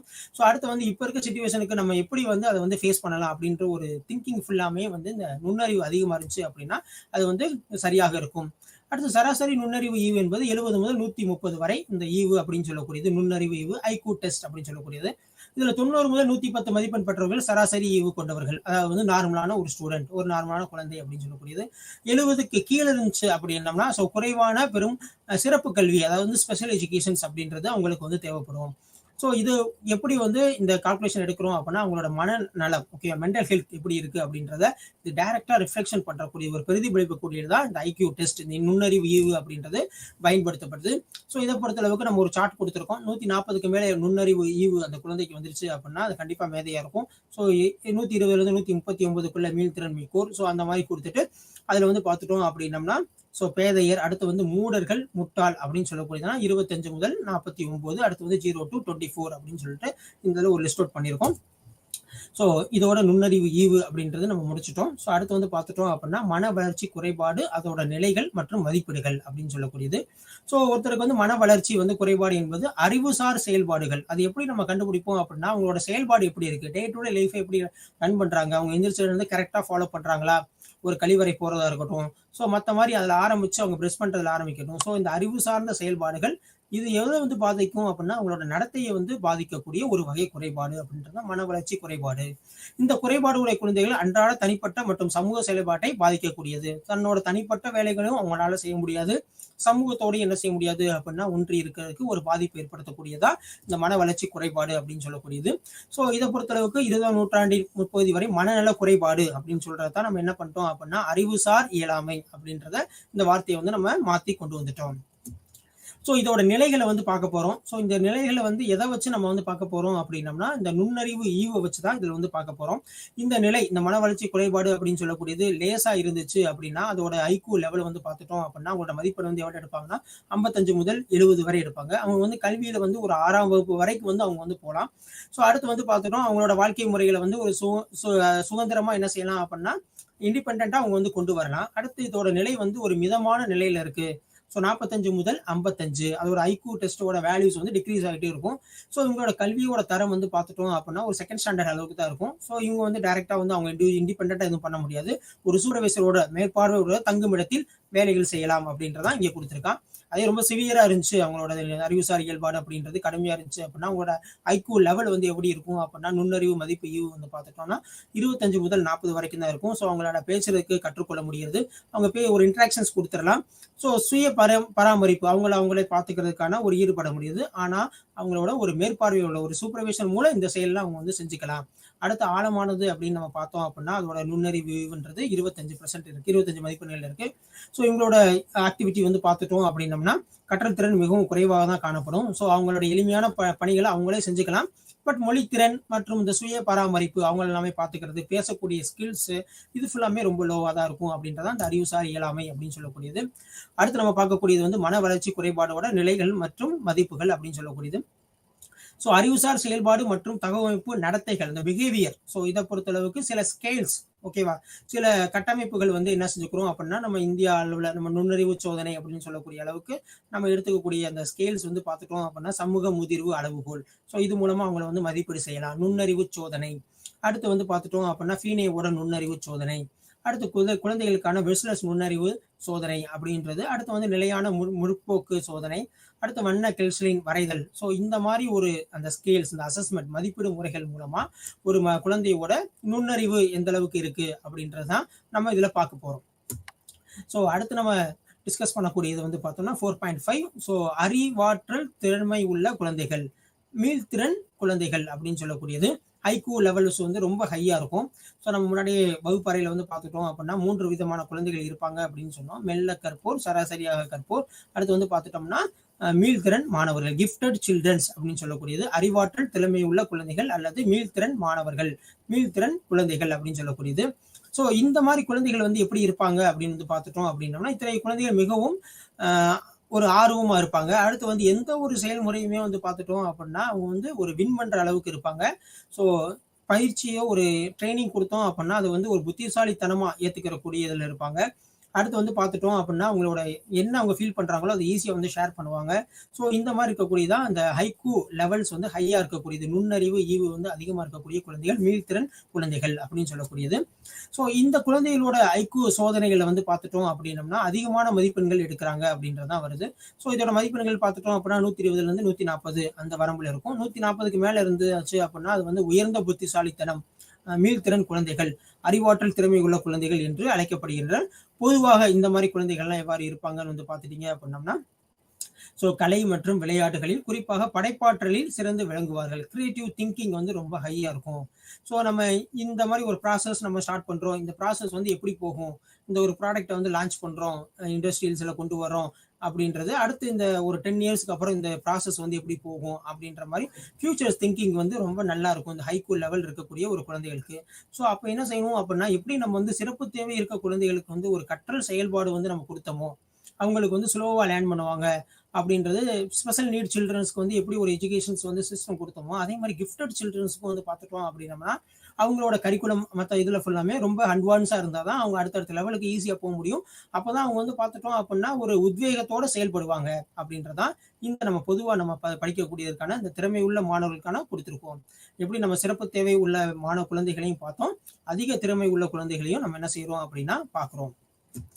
ஸோ அடுத்து வந்து பார்த்துட்டோம் அப்படின்னா இந்த மாதிரி திறமையான குழந்தைகள் இந்த ஐக்யூ லெவல் அதிகமாக இருக்குது அப்படின்றது எப்படி நம்ம வந்து அந்த ஸ்கூல்ஸில் வந்து கண்டுபிடிக்கிறது, அது எப்படி நம்ம வந்து அரசாங்கத்துக்கு வந்து தெரிவிக்கிறது, ஸோ அடுத்து அவங்களை எந்த லெவலுக்கு கொண்டு போகிறது அப்படின்றதெல்லாம் பார்த்துட்டோம் அப்படின்னா 2010ஆம் ஆண்டு பேராசிரியர் ஆர் சிதம்பரம் அவர்களுக்கு கீழே வந்து பார்த்துட்டோம் அப்படின்னா இந்த மாதிரி திறமை வாய்ந்த குழந்தைகள், மீள்திறன் மிக்க குழந்தைகளை வந்து தேடக்கூடிய ஒரு அடையாளம் காணக்கூடிய ஒரு பணி, அதற்கான தேர்வு, இது ஃபுல்லாமே என்ன செஞ்சிருக்காங்க அப்படின்னா கொண்டு வந்திருக்காங்க. இது மூலமா மீள்திறன் மாணவர்களுக்கான அடையாளப்படுத்தி அவங்களுக்கு உண்டான கற்றல் முறைகளை கொண்டு வந்து அவங்களுக்கு அதிகமான முறையில கற்பிச்சோம் அப்படின்னா அவங்க பின்னாடி ஒரு விஞ்ஞானியாவோ இல்லைன்னா ஒரு பெரிய ஆட்களாவோ வர்றதுக்கான வாய்ப்புகள் வந்து அதிகமா இருக்கு.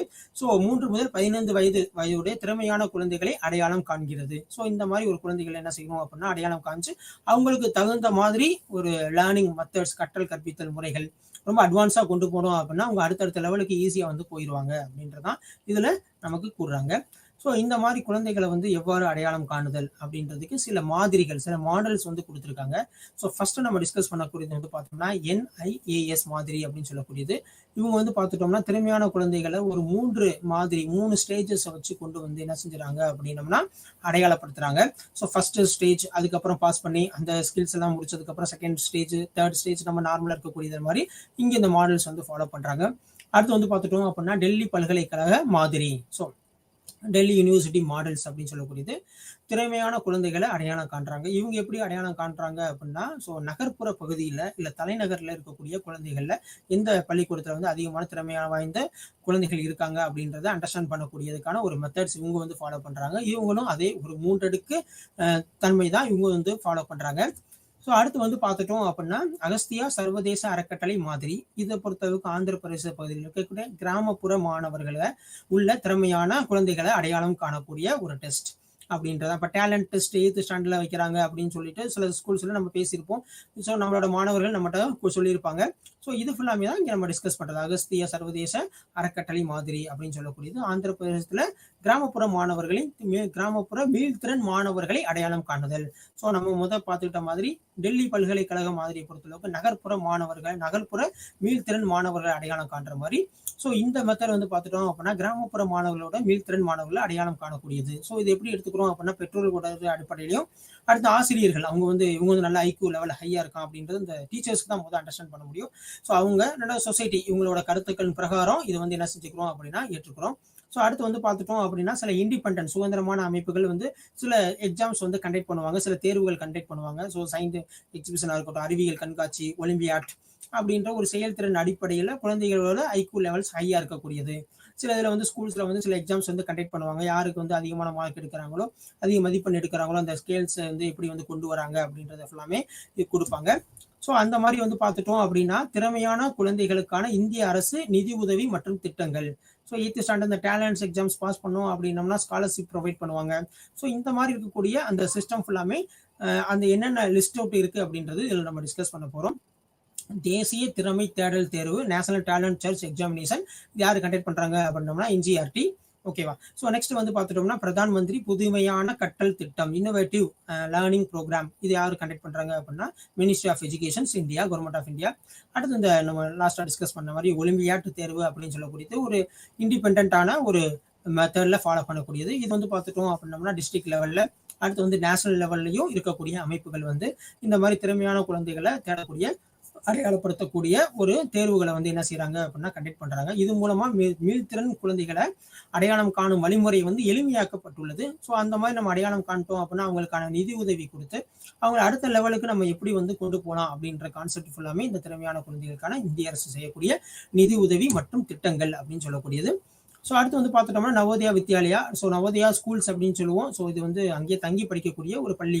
ஸோ அதை வந்து பார்த்துட்டோம் அப்படின்னா இந்த மாதிரி கிராமப்புற மாணவர்கள் இருக்கக்கூடிய ஐக்யூ லெவல் மீள்திறன் மாணவர்கள் அதை அடையாளப்படுத்தி ஸோ அவங்களுக்கு தனியாக நம்ம என்ன செய்யறோம்னா ஸ்கூலிங் வந்து ஃப்ரீ ஆஃப் காஸ்ட்ல கொடுக்கக்கூடியது அந்த நவோதயா வித்யாலயா அப்படின்னு சொல்லக்கூடியது. இது ஜவஹர் நவோதயா வித்யாலயா. இது எதன் அடிப்படையில் கொண்டு வந்தது அப்படின்னா தேசிய கல்விக் கொள்கை நேஷனல் எஜுகேஷன் பாலிசிஸ் 1986 இந்த இது கொண்டு வந்திருக்காங்க. ஸோ இப்போ இருக்க தேசிய கல்விக் கொள்கை அது நம்ம முன்னாடி அந்த தொகுதியில் நம்ம பார்த்துருப்போம். அடுத்து வந்து திறமை பெற்ற கல்வி திட்டம் கிஃப்டட் எஜுகேஷன் ப்ராஜெக்ட் அப்படின்னு சொல்லக்கூடியது PSA அப்படின்ற ஒரு அமைப்பு மூலமா இது என்ன செய்யறாங்க அப்படின்னா கண்டக்ட் பண்றாங்க. ஸோ அடுத்து வந்து பார்த்துட்டோம் அப்படின்னம்னா இது வரைக்கும் நம்ம என்ன பார்த்தோம் அப்படின்னா மீள்திறன் குழந்தைகளுக்கான அவங்களோட கேரக்டர்ஸ் எப்படி இருக்கும், அவங்களோட ஐக்யூ லெவல் நுண்ணறிவு ஈவு எப்படின்றது எப்படி இருக்கும், ரொம்ப அதிகமாக இருக்கும். ஸோ ஒரு செயலை வந்து மற்றவங்களோட வந்து அது வேறுபாடாக இருப்பாங்க. ஒரு புத்திசாலித்தனமாக அதை வந்து செய்யக்கூடிய ஒரு திறமைகள் இருக்கும் அப்படின்னு சொல்லிட்டு டிஸ்கஸ் பண்ணோம்.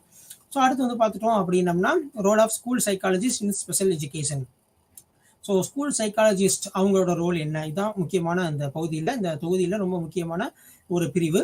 ஸோ நம்ம ஸ்பெஷல் எஜுகேஷன்னா என்ன, சிறப்பு கல்வினா என்ன, சிறப்பு கல்வி மாணவர்களோட நிலைமைகள் எப்படி இருக்கும், அவங்களோட நுண்ணறிவு ஈவு எப்படி இருக்கும், மீள்திறன் குழந்தைகளோட நுண்ணறிவு ஈவு எப்படி இருக்கும், அவங்களோட பிஹேவியர்ஸ் எப்படி இருக்கும், அவங்களோட டீச்சிங் மெத்தடாலஜி எப்படி இருக்கும், கலைத்திட்டம் கரிக்குலம். அடுத்து நெக்ஸ்ட் வந்து பார்த்துட்டோம் அப்படின்னா டீச்சிங் லேர்னிங் மெத்தட்ஸ். இது ஃபுல்லாமே நம்ம டிஸ்கஸ் பண்ணோம். ஸோ இந்த இடத்துல சிறப்பு கல்வியா ஸ்கூல் சைக்காலஜிஸ்டோட ரோல் என்ன, டீச்சர்ஸோட ரோல் அப்படின்றது ஃபர்ஸ்ட். செகண்ட் வந்து நம்ம டிஸ்கஸ் பண்ணக்கூடியது மெயினாக அதில் நம்ம டிஸ்கஸ் பண்ணக்கூடியது வந்து பார்த்துட்டோம் அப்படின்னா ஸ்கூல் சைக்காலஜிஸ்ட். ஸோ இவங்களை பொறுத்தளவுக்கு நம்ம ஃபர்ஸ்ட் நம்ம சொன்ன மாதிரி இவங்க வந்து ஒரு கவுன்சிலிங் செஷன்ல தான் அதிகமான அளவுக்கு ஈடுபடுறாங்க. ஸ்கூல் சைக்காலஜிஸ்ட்டை பொறுத்தளவுக்கு பெரும்பாலும் கவுன்சிலிங் கொடுக்கறது, மாணவரோட பிரச்சனைகளை தீர்க்கிறது. ஸோ அந்த மாதிரி தான் அவங்களோட ஹோல் டயத்துல வந்து ஒரு 75% போற மாதிரி இருக்கும். ஸோ இதுல வந்து முக்கியமானது அடுத்தது முக்கியமான ஒரு இம்பார்ட்டன்ஸ் கொடுக்கணும், முக்கியத்துவம் கொடுக்கணும் அப்படின்னா அது இந்த சிறப்பு குழந்தைகள் சிறப்பு கல்வியில தான் அப்படின்றது.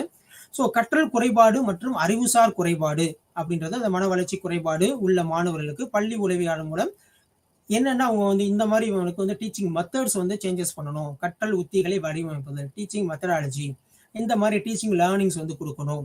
ஸோ அடுத்து வந்து பார்த்துட்டோம் அப்படின்னம்னா அவங்க கற்றலை எவ்வாறு இந்த அப்ஜெக்டிவ்ஸை வந்து ஈஸியாக வந்து அச்சீவ் பண்ண முடியும் அப்படின்றதையும் உள்ள கொண்டு வரணும்.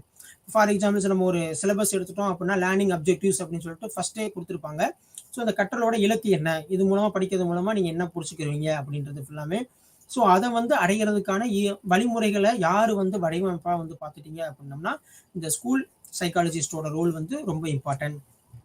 ஸோ அடுத்து வந்து பார்த்துட்டோம் அப்படின்னா இந்த சிறப்பு தேவை உடைய குழந்தைகள் ஸ்பெஷல் நீட் சில்ட்ரன்ஸ் வந்து பார்த்துட்டோம் அப்படின்னா இவங்களோட குழந்தையின் கல்வி திட்டம் மற்றும் தனிப்பட்ட வளர்ச்சி, அந்த குழந்தையோட வளர்ச்சி, இந்த வளர்ச்சியை பொறுத்தளவுக்கு போத் பிசிக்கல் அண்ட் மென்டலாக இருக்கலாம். ஸோ இதை ஃபுல்லாமே என்ன செய்யறாரு அப்படின்னா இந்த ஸ்கூல் சைக்காலஜிஸ்ட்ன்றது ஒரு கோஆர்டினேட் பண்ணக்கூடிய ஒரு பொசிஷன்ல வந்து இருக்காரு அப்படின்றதான் இந்த ஸ்பெஷல் நீட் சில்ட்ரன்ஸ்க்கான அந்த எஜுகேஷன் பிளானிங்லையும் அவர் உள்ள வராரு. அடுத்து வந்து பார்த்துட்டோம் அப்படின்னா சிறப்பு தேவை கொண்ட குழந்தைகளின் மதிப்பீடு மற்றும் தலையீட்டு திட்டங்கள், அதாவது மதிப்பீடு முறை. இப்போ எல்லாத்துக்கும் வைக்கிற மாதிரி ஒரு டெஸ்ட் அந்த மாதிரிலாம் வச்சோம் அப்படின்னா உங்களுக்கான மதிப்பீடு முறை வந்து வேற மாதிரி இருக்கும். ஸோ இந்த மதிப்பீடு முறை வந்து அகாடமிக்காகவும் இருக்கும் அண்ட் தென் அவங்களோட ஐக்யூ லெவல்லையும் இந்த மதிப்பீடு முறைன்றது கொண்டு வரணும். அடுத்து வந்து பார்த்துட்டோம் அப்படின்னா ஸோ பேரண்ட்டுக்கான ஒரு இன்ஸ்ட்ரக்ஷன் வந்து கொடுக்குறாரு. ஸோ இந்த பையன் வந்து இப்படிதான் இருப்பான், கற்றல் குறைபாடு இருக்க பையன் வந்து கொஞ்சம் அப்படிதான் இருப்பான், அவனுக்கான பயிற்சிகள் வந்து அதிகமாக கொடுக்கணும். இப்போ உதாரணத்துக்கு வந்து இந்த டிஸ்கால்குலியா அப்படின்ட்டு பார்த்தோம். ஸோ அதில் வந்து இந்த கால்குலேஷன்ஸ் மெத்தடில் வந்து கொஞ்சம் ப்ராப்ளம்ஸ் இருக்குது அப்படின்னா கொஞ்சம் சிறப்புப்படுறான் அப்படின்னா இந்த ஸ்கூல் சைக்காலஜிஸ்ட் வந்து அவங்க பெற்றோர்கிட்ட வந்து என்ன மாதிரி கொடுக்கணும் அப்படின்னா அவங்களுக்கு கணக்கு தெரியல அப்படின்ற மாதிரி அவங்க ஸ்கூல்ஸில் வந்து அவங்க பேரண்ட் வந்து அந்த மாதிரி கொடுத்துருந்தாங்க அப்படின்னா ஸோ அந்த கற்றல் குறைபாடு லேர்னிங் டிசபிலிட்டியை நம்ம அடையாளப்படுத்தி அதற்கான வழிமுறைகளை தான் அவனை அடுத்து வந்து என்ன செய்யணும் அப்படின்னா கொண்டு போகணும் அப்படின்றது யார் கொடுக்குறாங்க அப்படின்னா இந்த பள்ளி உதவியாளர் கொடுக்குறாரு. அடுத்து வந்து பார்த்துட்டோம் அப்படின்னா சிறப்பு குழந்தையின் நலனுக்காக செயல்படும் வகையில் ஆசிரியர்கள் மற்றும் பெற்றோர்களை இணைத்து, இதுதான் ரொம்ப முக்கியமான ஒரு ரோல். டீச்சர்ஸ் அடுத்து வந்து பார்த்துட்டோம் அப்படின்னம்னா அவங்களோட பேரண்ட், இது ரெண்டையுமே ஒரு கார்லேட் பண்ணி உள்ள கொண்டு வர்றது யாரோட ரோல் வந்து பார்த்துட்டீங்க அப்படின்னா, ஒரு கோஆர்டினேஷன் பண்ணக்கூடியது, நோடல் பண்ணக்கூடியது வந்து பார்த்துட்டோம் அப்படின்னம்னா பள்ளி உளவியலாளர் அவங்களோட கான்செப்ட் தான், அந்த ரோல் தான் ரொம்ப இம்பார்ட்டன்ட். ஸோ 3 பேத்துக்கு ஒரு ட்ரையாங்கிளா செயல்படக்கூடிய ஒரு ரோல்ல வந்து இருக்காரு இந்த ஸ்கூல் சைக்காலஜிஸ்ட் அப்படின்னு சொல்லக்கூடியதான் இந்த கான்செப்ட். ஸோ இதோட இந்த முதல் 4ஆம் யூனிட் வந்து என்ன ஆயிடுச்சு அப்படின்னா அழகு வந்து நம்ம முடிச்சிடறோம். ஸோ இதில் ஃபர்ஸ்ட் நம்ம என்ன டிஸ்கஸ் பண்ணோம் வந்து பார்த்துட்டீங்க அப்படின்னா, சிறப்பு தேவை உடைய குழந்தைகளோட எப்படி இருக்கும் அடுத்துன்னு தான் நம்ம ஃபுல்லாக பார்த்தோம். ஸோ அதில் வந்து இந்தியாவோட இயலாமை குழந்தையோட நிலைமைகள் எந்த அளவுக்கு இருக்கு, ஸோ நார்மலான ஸ்கூலில் அவங்க வந்து எப்படி கொண்டு வரணும், உள்ளடக்கிய கல்வியில் எப்படி நம்ம அதை எடுத்துகிட்டு வரணும் அப்படின்றது பார்த்தோம். ஸோ அதில் ஏற்படக்கூடிய சிரமங்கள் என்னென்ன இருக்குது அப்படின்றத கொண்டு வந்தோம். ஸோ கற்றல் மெத்தடில் வந்து சேஞ்சஸ் பண்ணணும், டீச்சிங் மெத்தடில் வந்து சேஞ்சஸ் பண்ணணும், கற்றல் செயல்பாடு, அடுத்து வந்து கரிக்குலம் அதில் வந்து சில மாற்றங்களை ஏற்படுத்தணும். அடுத்து வந்து பார்த்துட்டோம் அப்படின்னா, வளர்ந்த நாடுகளில் பொறுத்தளவுக்கு ஒரு பெரிய விஷயமா இருக்காது. ஸோ வளரும் நாடுகளில் இது கொஞ்சம் ஒரு போராடக்கூடிய ஒரு சூழ்நிலை இருக்குது அப்படின்னு பார்த்தோம். ஸோ நெக்ஸ்ட் வந்து பார்த்துட்டோம் அப்படின்னா லேர்னிங் டிசபிலிட்டி, ஓகேவா, எல்டி கற்றல் குறைபாடு. ஸோ இதில் வந்து எழுத்துத்திறன், அடுத்து வந்து பார்த்துட்டோம் அப்படின்னம்னா கணக்கு, ஸோ இந்த மாதிரி பாடப்பகுதியில் ஓகேவா வாசித்தல், இந்த மாதிரி ஒரு பிரச்சனை இருக்கக்கூடியது எல்லாமே கற்றல் குறைபாடுகள் அப்படின்னு சொன்னோம். ஸோ இதை எப்படி வந்து நம்ம வந்து சரிப்படுத்தணும், அந்த கற்றல் குறைபாடுகள் எவ்வாறு வந்து குறைக்கலாம் அப்படின்றத அதில் பார்த்தோம். ஸோ நெக்ஸ்ட் வந்து பார்த்துட்டோம் அப்படின்னம்னா நுண்ணறிவு ஈவு, இன்டெலிஜென்ட் டெஸ்ட், ஓகேவா. ஸோ இந்த இன்டெலிஜென்ட் டெஸ்ட்டில் தான் ஐக்யூ லெவல் அப்படின்றது பார்த்தோம். ஃபீனேவோட ஐக்யூ நுண்ணறிவு சோதனையில் அதோட இருக்கக்கூடிய மதிப்பெண் அடிப்படையில் வந்து அவங்களை வகைப்படுத்தணும். மீள்திறன் மிக்கவர்கள், மெல்ல கற்போர், அடுத்து வந்து பார்த்துட்டோம்னா முட்டாள், மூடர், ஓகேவா, சராசரி, இந்த மாதிரியெல்லாம் பார்த்தோம். நுண்ணறிவு அப்படின்றது அதீதமான ஒரு புத்திசாலித்தனத்தோடு இருக்கக்கூடியது அப்படின்றது. ஸோ இந்த நுண்ணறிவை கண்டுபிடிச்சதுக்கு அப்புறம் தான் இவங்க வந்து திறமையான குழந்தைகள், ஐக்யூ லெவல் ஹையாக இருக்கக்கூடியது, கிஃப்டட் சில்ட்ரன், மீள்திறன் மிக்க மாணவர்கள். ஸோ இவங்களை எப்படி வந்து நம்ம கொண்டு வரணும், அவங்களோட ஐக்யூ லெவல், நுண்ணறிவு ஈவு எந்த அளவுக்கு இருக்கும். ஸோ அடுத்து வந்து அந்த குழந்தைகளை நம்ம எவ்வாறு வந்து அடுத்த ஸ்டேஜுக்கு நம்ம எப்படி கொண்டு போகலாம் அப்படின்றதுக்கான மெத்தட்கள் பார்த்தோம். ஸோ அடுத்து வந்து பார்த்துட்டோம் அப்படின்னம்னா, ஸோ இந்திய அரசாங்கம் இந்த திறமை மிகுந்த மாணவர்களுக்கான எவ்வாறு அடையாளம் காணுகிறது அப்படின்னு சொல்லிட்டு டிஸ்கஸ் பண்ணோம். ஸோ அதுக்கான அடையாள முறைகள் வந்து பார்த்துட்டோம் அப்படின்னா, சில தேர்வுகள் வந்து சில முகமைகள் வந்து இது பண்ணுறாங்க, ஸோ நடத்துகிறாங்க. NCERT, ministry of educations, okay, Navodaya schools. So இந்த மாதிரி இருக்கிறது ஃபுல்லாமே இந்த கிஃப்டட் சில்ட்ரன்ஸ்க்கான ஒரு அடையாளப்படுத்தக்கூடியது. அடுத்து நிதி உதவி வழங்கக்கூடியது, இது ஃபுல்லாமே கொண்டு வராங்க. இது போக இண்டிபெண்டன்ட் சுதந்திரமான அமைப்புகள், ஒலிம்பியாட், அந்த மாதிரி இருக்கக்கூடிய ஒரு தனியார் அமைப்புகள் என்ன செய்யறாங்க அப்படின்னா, இந்த திறமையான மாணவர்களை அடையாளப்படுத்தக்கூடிய ஒரு பணியில வந்து ஈடுபடுறாங்க. ஸோ இந்த திறமையான மாணவர்களை அடையாளப்படுத்தும் மூலமா இந்த நாட்டோட வளர்ச்சி வந்து மிக வேகமாக அடையும் அப்படின்றதான் முக்கியமான பகுதி. ஸோ அடுத்து வந்து பார்த்துட்டோம் அப்படின்னா, இது ரொம்ப முக்கியமானது, சிறப்பு கல்வியில் பள்ளி உளவியலாளர். ஸோ நம்மளோட ரோல் என்ன, ஸ்கூல் சைக்காலஜிஸ்டோட ரோல் என்ன அப்படின்றதான் இதில் ஃபுல்லாக டிஸ்கஸ் பண்ணோம். இதில் வந்து பார்த்துட்டோம் அப்படின்னம்னா, பெற்றோர்கள், ஆசிரியர்கள், இவங்களுக்கு இடையில அந்த குழந்தைகள் 3 பேத்துக்கு இடையில இருக்கக்கூடிய ஒரு நோடல், ஒரு கோஆர்டினேட்டரை யாரு விளங்குறாங்க அப்படின்னம்னா, இந்த ஸ்கூல் சைக்காலஜிஸ்ட், பள்ளி உளவியலாளர் தான் இருக்காரு. ஸோ அந்த பள்ளி உதவியாளர் வெறுமன ஒரு கோஆர்டினேட் பண்ணுறது மாத்திரம் இல்லை, டீச்சர்ஸ்க்கான டீச்சிங் மெத்தடாலஜியும் அவங்க வந்து சொல்கிறாங்க. ஸோ அந்த குழந்தைய வந்து மதிப்பீட்டு வகையிலையும் இவரோட கான்ட்ரிபியூஷன்ஸ் வந்து ரொம்ப ஹையாக இருக்குது அப்படின்றது தான் இந்த 4ஆம் அலகுல நம்ம பார்த்தோம். ஸோ அடுத்து பார்க்கக்கூடியது வந்து தொகுதி 3ல் 5ஆம் அலகு. ஸோ இதை பொறுத்தளவுக்கு பார்த்துட்டோம் அப்படின்னா, குழந்தைகள் மற்றும் இளம் பருவத்தில் ஏற்படும் சிக்கல்கள், நடத்தையில் ஏற்படும் சிக்கல்கள் அப்படின்னு சொல்லக்கூடியது. ஸோ நடத்தையில் ஏற்படும் சிக்கலை உள்மயமாதல், உள்ளாக்குதல் அப்படின்னு சொல்லக்கூடிய, இதனால அவங்க வந்து அதை அப்சர்வ் பண்ணிட்டாங்க, உள்ள வந்துட்டாங்க அப்படின்னா என்னென்ன அந்த நடத்தை மாற்றத்தில் ஏற்படக்கூடிய சிக்கல் இருக்கு அப்படின்னா, ஃபர்ஸ்ட் வந்து டிப்ரெஷன்ஸ், மன சோர்வு வந்து வரும். ஸோ அடுத்து வந்து கவலைகள் அப்படின்றதான் இந்த அழகுல நம்ம வந்து பார்க்க போறோம். ஸோ அந்த நடத்தையில் ஏற்படும் சிக்கல்கள் உள்ள வந்துருச்சு அப்படின்னம்னா, ஃபர்ஸ்ட் வரக்கூடியது மனச்சோர்வு. ஸோ அந்த மனச்சோர்வு வந்துருச்சுன்னா அதோட உண்டான பிற கோளாறுகளும் என்ன செஞ்சிடும், அதுக்கு உண்டான பிரச்சனைகளும் என்ன செஞ்சிடும் அப்படின்னா உள்ள வந்துடும். ஸோ அதே மாதிரி தான் கவலைகள். ஸோ கவலைகள் வந்துச்சு அப்படின்னா அடுத்து கவலைகள் ரிலேட்டடாக இருக்கக்கூடிய எல்லா நோய்களும் அந்த மனிதருக்கு, அந்த குழந்தைக்கு வர ஆரம்பிச்சிடும் அப்படின்றதான்.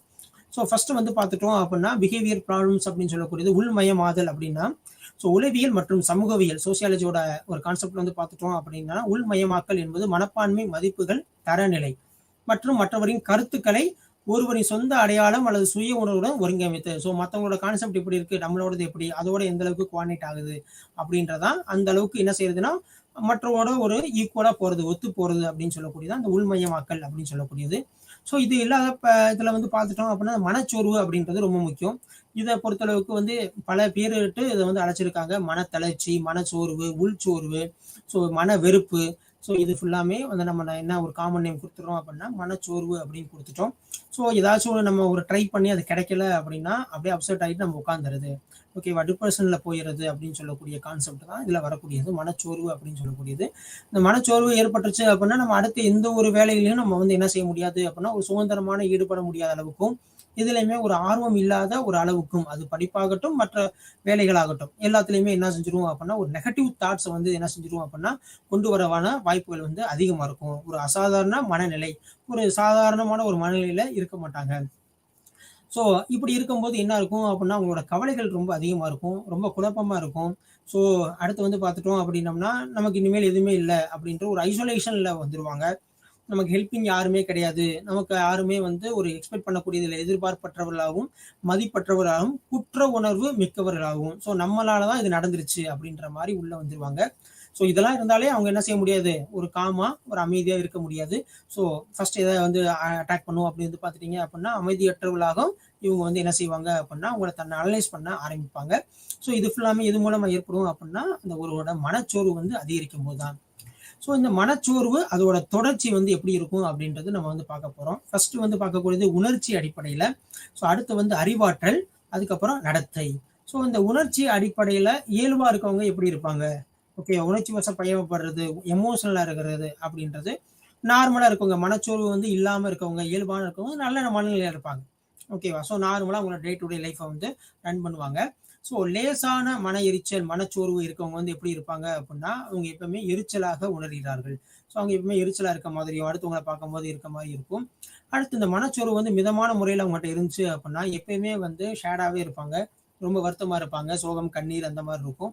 இதே ரொம்ப அதிகமாயிருச்சு அப்படின்னா, உங்களுடைய சோகம் மற்றும் அழுகை, மயக்கம் இதெல்லாம் வந்து அதிகமாயிரும்.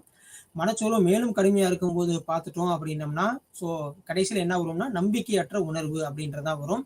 ஸோ அந்த எதிர்பார்ப்பின்மை எல்லாமே இதற்குள்ள கொண்டு வந்துருவாங்க. ஸோ அடுத்து நம்ம பார்க்கக்கூடியது அறிவாற்றல். இந்த மனச்சோர்வு அப்படின்றது இந்த அறிவாற்றல வந்து எப்படி வந்து பாதிக்குது? ஸோ மனச்சோர்வு வந்து இல்லாம இருந்தா தான் நம்மளோட அறிவாற்றல் வந்து முழுமையா வந்து இயங்கக்கூடிய ஒரு அமைப்புல வந்து இருக்கும். ஸோ இந்த அறிவாற்றல பொறுத்த அளவுக்கு பார்த்துட்டோம் அப்படின்னா, இப்ப நம்ம நார்மலா இருந்தோம் அப்படின்னா, நெக்ஸ்ட் என்ன செய்ய போறோம்? நாளைக்கு என்ன பிளானிங் இருக்கு? நாளைக்கு என்ன ஒர்க் இருக்கு? அடுத்து நம்ம அந்த நாளைக்கு ஒர்க்குக்கு போறதுக்கு இன்னைக்கு என்னென்ன அரேஞ்ச் பண்ணணும் அப்படின்றதெல்லாம் உள்ள வந்துரும். அதே இந்த மனச்சோர்வு வந்து லேசான அளவு பாதிக்கப்பட்டவர் வந்து பார்த்துட்டோம் அப்படின்னம்னா, நம்ம என்ன பண்ணாலும் தவறாயிருமோ, நம்ம எது பண்ணாலும் அது தப்பாயிருமோ அப்படின்ற ஒரு இன்டென்ஷன்லயே அவங்க வந்து ஃபுல்லாமே அந்த டே ஃபுல்லாமே ரன் பண்ணுவாங்க.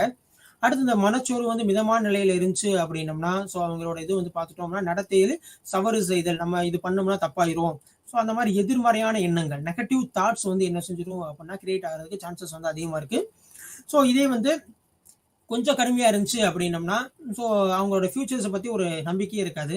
இதையும் ஃபர்ஸ்ட் ஒண்ணு இயல்பா இருக்கவனையும் கம்பேர் பண்ணீங்கன்னா, அவர் என்ன செய்றாரு, இயல்பா இருக்கக்கூடியது மனச்சோர்வு அற்றவர் வந்து அறிவாற்றல் வந்து எப்படி இருக்கு அப்படின்னா, நாளைக்கு என்ன பண்ண போறோம் அப்படின்றத பத்தி ஒரு திங்கிங் இருக்கும். ஒரு நம்பிக்கையோட இருப்பாரு.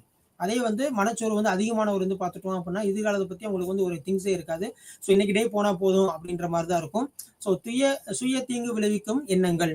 ஸோ அவங்களுக்கு அவங்களே வந்து ஏதாவது பனிஷ்மென்ட் குடுத்துக்கிறது. ஸோ அந்த மாரிலாம் வந்துரும். ஸோ அடுத்து லாஸ்ட் ஒண்ணு வந்து ரொம்ப அதிகமாயிருச்சு அப்படின்னம்னா, அவங்களுக்கு அவங்களே பனிஷ்மென்ட் குடுக்கக்கூடியது. அடுத்து வந்து இது வந்து அந்த தற்கொலை, மரணம் அந்த அளவுக்கு போகக்கூடிய அளவு கூட இந்த மனச்சோர்வு வந்து கொண்டு போய் விட்டுரும். அடுத்து முக்கியமானது நடத்தை. ஸோ ஃபர்ஸ்ட் வந்து அ உணர்ச்சிகள்ல பார்த்தோம். அடுத்து வந்து அறிவாற்றல், அடுத்து பார்க்கக்கூடியது நடத்தை. பிஹேவியர்ல எப்படி இருக்கும்? ஒருத்தரோட நம்ம ஃபர்ஸ்ட் நம்ம அசஸ் பண்றதே நம்மளோட பிஹேவியர் தான் அசஸ் பண்ணுவாங்க. எப்படி இருக்காங்க, எப்படி பேசுறாங்க அப்படின்றது ஃபுல்லாமே. ஸோ இந்த மாரி நார்மலா இருந்தோம் அப்படின்னா, டே டு டே வேக்கப் வந்து கரெக்ட்டா இருக்கும். ஸோ அஸ் யூசுவல் நம்ம என்னென்ன பண்றோமோ, இன்னைக்கு ஸ்கூலுக்கு போகணும், இத்தனை மணிக்கு காலேஜ் போணும் அப்படின்றத கரெக்ட்டா கொண்டு போவோம். பட் இந்த மாரி மனச்சோர்வு, டிப்ரஷன்ல இருந்தாங்க அப்படின்னா, அந்த லைஃப் என்ன எந்திரிக்க வந்து ரொம்ப நேரம் இருக்கும். கொஞ்சம் லேட்டா எந்திரிப்போம் அப்படின்ற மாதிரி. அடுத்து எந்த ஒரு விஷயத்திலுமே ஒரு ப்ராப்பர் கான்சன்ட்ரேஷன் வந்து அவங்களுக்கு இருக்காது. அடுத்து வந்து இதே ரொம்ப அதிகமாயிருச்சு அப்படின்னம்னா, அவங்களுக்கு வந்து இரவு நேர உணவு இல்லாமல் படுக்கைக்கு செல்வது, தூக்கம் ரொம்ப குறைவா இருக்கும். சில நேரத்துல ரொம்ப இல்லாமயே போயிரும். அடுத்து வந்து தூக்கம் இல்ல அப்படின்னா, டைரக்ட்டா எத போய் அட்டாக் பண்ணும் அப்படின்னா, அட்டென்ஷன் கவனத்த தான் என்ன செய்யும் அப்படின்னா, சீர்குலைக்கும் அப்படின்றது வந்துரும். ஸோ இதே ரொம்ப அதிகமா இருக்கும்போது வந்து பார்த்துட்டோம் அப்படின்னா, அவங்க வந்து வேக்கப்பே இருக்காது. ஸோ படுக்கைய விட்டு எந்திரிக்கிறதே ரொம்ப இதா இருப்பாங்க. என்ன ஒர்க் இருக்கோ அதுலருந்து எப்படி எஸ்கேப் ஆகலாம் அப்படின்றத பார்ப்பாங்க. அடுத்து வந்து பார்த்துட்டோம் அப்படின்னா, தொடர்ந்து மத்தவங்களோட வந்து ஒரு விலக்குதல் தன்மை, சமூக தொடர்பு இல்லாம இது வந்து இருக்கிறதுக்கான வாய்ப்புகள் ரொம்ப அதிகமா இருக்கு. அதுவே ரொம்ப கடுமையாயிருச்சு அப்படின்னா, நம்ம சொன்ன மாரி இந்த சமூக விலகல். சொசைட்டியோட எந்த ஒரு இன்டராக்ஷனுமே இருக்காது. ஓகே, ரொம்ப டிப்ரஷன்ல இருக்கவங்க வந்து யார்ட்டயுமே என்ட்ட பேசாதீங்க அப்படின்னு சொல்லிட்டு ரூம் லாக் பண்ணிட்டு இருப்பாங்கல்ல. சேம் லைக் அதே மாரி தான். சொசைட்டியோட எந்த ஒரு இதுவுமே இருக்காது. சொசைட்டியோட எந்த ஒரு இதுவுமே இல்லைன்னா, கண்டிப்பா வந்து பசியின்மை. ஓகே, ஸோ அந்த எந்த ஒரு இன்டராக்ஷனுமே இருக்காது. அதனால வெயிட் லாஸ் ஆகும். லாஸ்ட்ல வந்து தற்கொலை எண்ணங்கள் வந்து அதிகமாகக்கூடிய ஒரு வாய்ப்பு வந்து இருக்கு. ஸோ மனச்சோர்வுன்றது ஒரு சாதாரண விஷயம்ன்றது கிடையாது அப்படின்றதான் இந்த இடத்துல நம்ம இதை டிஸ்கஸ் பண்றோம். சோகம் மற்றும் மனச்சோர்வின் தொடர்ச்சி, அதோட தொடர்ச்சி வந்து எந்த அளவுக்கு போகும், இயல்பா இருக்க வரைக்கும் பிரச்சனை இல்லை, லேசா மிதமா அப்படின்னு ஆரம்பிக்கும் போது அது வந்து கடைசியில வந்து நம்ம வந்து ஒரு சொசைட்டியை வந்து ஐசோலேட் பண்றதுக்கும், அடுத்து வந்து பார்த்துட்டோம் அப்படின்னா தற்கொலை பண்ணக்கூடிய அளவுக்கு தூண்டக்கூடிய அளவுக்கு இருக்கக்கூடியதான் இந்த மனச்சோர்வு அப்படின்னு சொல்லக்கூடியது. இப்போ மனச்சோர்வோட ஒரு குழந்தையோட இயல்பான நிலை, காக்னிட்டிவ் எப்படி இருந்துச்சு, அறிவாற்றல் எப்படி இருந்துச்சு, அடுத்து வந்து எமோஷனலா எப்படி இருந்தாங்க, ஓகே, அடுத்து வந்து பிஹேவியர் எப்படி இருந்துச்சு அப்படின்னு சொல்லிட்டு இதில் டிஸ்கஸ் பண்ணோம். அடுத்து வந்து இவர் அதோட நிலைகளை வந்து பார்க்க போறோம். இந்தந்த வயசுல மனச்சோர்வு இருந்தா எப்படி இருக்கும். இப்போ வந்து உதாரணத்துக்கு வந்து பார்த்துட்டோம் அப்படின்னா மழலையர் குழந்தைகள் அந்த பள்ளியில வந்து 2 முதல் 5 வயது இருப்பாங்க. அவங்களோட நடத்தைகள் வந்து எப்படி இருக்கும் வந்து பார்த்துட்டோம் அப்படின்னா, அந்த மனச்சோர்வு இருக்கக்கூடிய குழந்தைகளை வந்து எரிச்சலா இருப்பாங்க, ஓகேவா, ரொம்ப ஷேடா ஃபீல் பண்ணுவாங்க. ஸோ அதிகப்படியான யாரும் அழுதுகிட்டே இருப்பாங்க, அந்த மாதிரி கொடுக்கும். அடுத்து திடீர்னு நல்லா க்ளோஸா விளையாடக்கூடிய அந்த டாய்ஸ், ஏன்னா 2 to 5 அப்படின்னு சொல்லும்போது அந்த எல்லாமே வந்து அந்த பொம்மைகளோட தான் இருப்பாங்க. ஸோ அந்த மாதிரிலாம் அவங்களோட செயல்பாடு என்ன செய்யும் அப்படின்னா கொஞ்சம் கொஞ்சமா குறையக்கூடிய வாய்ப்பு வந்து அதிகமா இருக்கும். விளையாட்டுல ஆர்வம் வந்து ரொம்ப கம்மியாயிரும். அடுத்து வந்து பார்த்துட்டோம் அப்படின்னா ஒரு சோசியலைசேஷன் உள்ளேயே வரமாட்டாங்க அந்த குழந்தைகள். இப்ப வந்திருக்காங்க, விருந்தாளி வந்திருக்காங்க வந்து பாருங்க அப்படின்னு சொன்னா கூட வெளியே வர மாட்டாங்க. ஆட்டியாச்சும் போனா ரொம்ப இதா ஃபீல் பண்ணுவாங்க.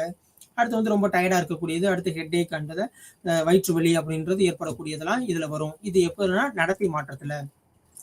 அது இதெல்லாம் ஏன் வருது அப்படின்றதுக்கான ஒரு முன்கூறுகள், சாத்தியமான முன்கூறுகள் எப்படி பார்க்கணும் அப்படின்னா, உங்க குடும்பத்துல ஏதாச்சும் ஒரு மனநோய் இருக்கா அப்படின்றது உள்ள கொண்டு வரணும்.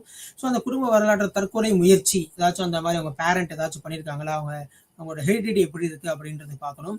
அல்லது முக்கியமான ஒன்று விவாகரத்து பெற்ற பெற்றோர்கள். ஸோ 2 டைவர்ஸ் பீப்புள்ஸ் இருந்தாங்க அப்படின்னா அவங்களோட குழந்தைகள் தான் ரொம்ப அதிகமாக பாதிக்கப்படும். பெற்றோர்கள் அவங்கவுங்க இப்போ இது பண்ணிடுவாங்க. ஸோ அவங்களோட குழந்தைகள் ரொம்ப பாதிக்கப்படும். ஸோ அப்படி இருக்க குழந்தைகள் வந்து பார்த்துட்டீங்க அப்படின்னா மனச்சோர்வுன்றது ரொம்ப அதிகமாக இருக்கும். ஸோ அப்போ வந்து ஒருவரின் மரணம், அதாவது வந்து பேரண்ட் வந்து ஒருத்தவங்க வந்து இறந்து போயிட்டாங்க அப்படின்றது ஃபுல்லாமே இதுல வந்து ஏற்படக்கூடிய ஒரு பிரச்சனைகள், இந்த மனச்சோர்வு இருக்கக்கூடிய முன் சாத்திய கூறுகள். ஏன் மனச்சோர்வுன்றது அந்த குழந்தைக்கு வந்துச்சு அப்படின்றதான் இதுல கான்செப்ட். டைவர்ஸோட குழந்தைகளா இல்ல அப்படின்னா அவங்க சிங்கிள் பேரண்டா அப்படின்றதான் உள்ள கொண்டு வரணும். அடுத்து இதோட வயது வரம்பு வந்து பார்த்துட்டோம் அப்படின்னா 6 முதல் 12 வயது வரை இருக்கக்கூடிய நடத்தையில் ஏற்படக்கூடிய மாற்றங்கள் எவ்வாறு இருக்கும். இப்போ மனச்சோர்வு இருந்துச்சு அப்படின்னா ஒரு நடுத்தர குழந்தை, அவங்களோட வயது வந்து பார்த்துட்டோம் அப்படின்னா 6 முதல் ஒரு 12 வயது அப் டு ஒரு 8th ஸ்டாண்டர்ட் லெவலுக்கு வந்து பார்த்துட்டோம் அப்படின்னோம்னா, ஸோ குடும்பம் மற்றும் நண்பர்களிலிருந்து விளக்கம் அடையுது, நல்ல ஃப்ரெண்ட்ஷிப்பாக இருப்பாங்க.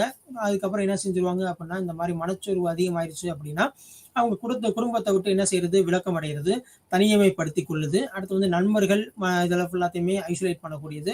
அடுத்து வந்து பார்த்தீங்கன்னா மற்றவங்களுக்கு கொடுமைப்படுத்தக்கூடியது, மற்றவங்களுக்கு எப்பயுமே டார்ச்சர் பண்ணக்கூடிய அளவுக்கு பண்ணக்கூடியதா. அப்போ என்ன அர்த்தம்னா அவங்க மனச்சோர்வில் இருக்கும்போது என்ன ஆகும்னா மற்றவங்களும் இந்த மாதிரி இருக்கணும், மற்றவங்க ஹாப்பியாக இருந்தாங்கன்னா கொஞ்சம் இதாக இருக்கும். ஸோ மற்றவர்களையும் கொடுமைப்படுத்துதல் அந்த மாதிரி வரும்.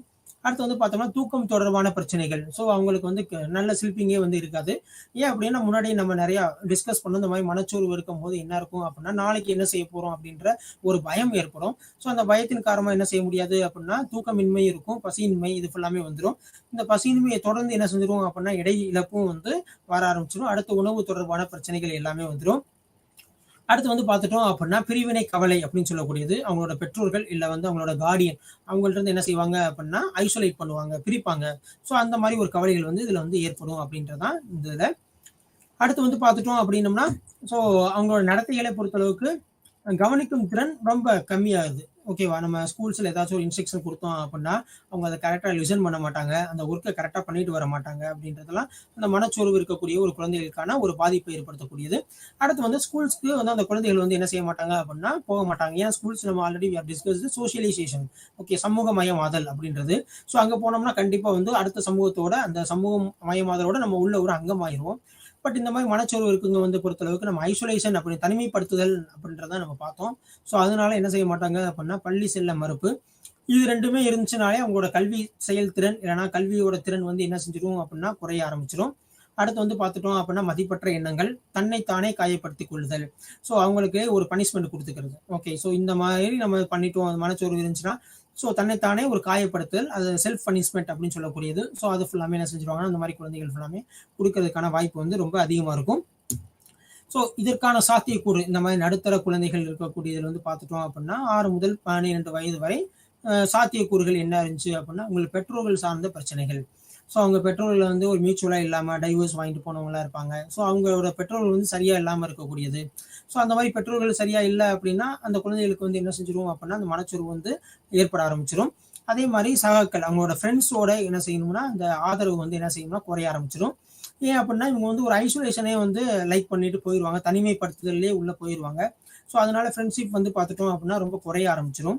அடுத்து நம்ம டிஸ்கஸ் பண்ணக்கூடியது வந்து சமூக தனிமை, ஐசோலேஷன். மற்ற யார்கிட்டையுமே வந்து அதிகமாக பேசாமல் இருக்கிறது. ஓகே, ஒரு ஐசோலேஷனாக தனிமைப்படுத்தல இருக்கக்கூடியது, எந்த ஒரு இன்ட்ராக்ஷனுமே இருக்காமல் இருக்குது. ஓகே, ஸோ இந்த மாதிரி வரக்கூடியது ஃபுல்லாமே இந்த மாதிரி பிரச்சனைகள் ஏற்படும். அடுத்து வந்து கல்வியோட அழுத்தம், இது ரொம்ப முக்கியம். அந்த ப்ரெஷர், நாளைக்கு இதை படிச்சுட்டு வரணும், இதை நீ படிக்காமல் வரக்கூடாது, நாளைக்கு இந்த எக்ஸாம் இருக்கு அப்படின்லாம் வந்தோம்னா அந்த மனச்சோர்வு, நாளைக்கு இந்த கொஸ்டின்ஸ் நம்ம படிக்கல, இந்த எக்ஸாம்ஸ் போக முடியாது, இந்த எக்ஸாம்ஸ்லாம் நம்ம சரியாக பர்ஃபார்ம் பண்ணலை அப்படின்றது ஃபுல்லாமே என்னன்னா மனச்சோர்வு வந்து அதிகமாக ஏற்படுத்தக்கூடிய வாய்ப்பு இருக்கும். ஸோ நம்ம தொகுதி 1, 2 நம்ம பார்த்த மாதிரி இந்த மனச்சோர்வுன்றது எதோட கார்லேட் ஆகிருக்கும் அப்படின்னா இந்த ஆனுவல் எக்ஸாம்ஸோட. ஓகே, அதில் மார்க் ரொம்ப கம்மியாயிருச்சு அப்படின்னா டிப்ரெஷன் போயிடுவாங்க, மனச்சோர்வாயிருவாங்க. ஸோ அப்போ இந்த தற்கொலை சம்மந்தப்பட்ட எண்ணங்கள் இது ஃபுல்லாமே நம்ம பார்த்தோம். ஸோ கல்வி அழுத்தங்கள் போன்ற மனநல பிரச்சனைகளும் ஏற்படக்கூடிய வாய்ப்புகள் இந்த வயதுல வந்து இருக்கிறதுக்கான சான்சஸ் வந்து இருக்கு. ஸோ அடுத்து வந்து பார்த்துட்டோம்னா கவலைகள், குறிப்பிட்ட கற்றல் கோளாறு. ஸோ நம்ம முன்னாடியே டிஸ்கஸ் பண்ண மாதிரி ஐசோலேஷன்ல இருந்தாங்க அப்படின்னம்னா கவலைகள் ஏற்படுச்சிடும்.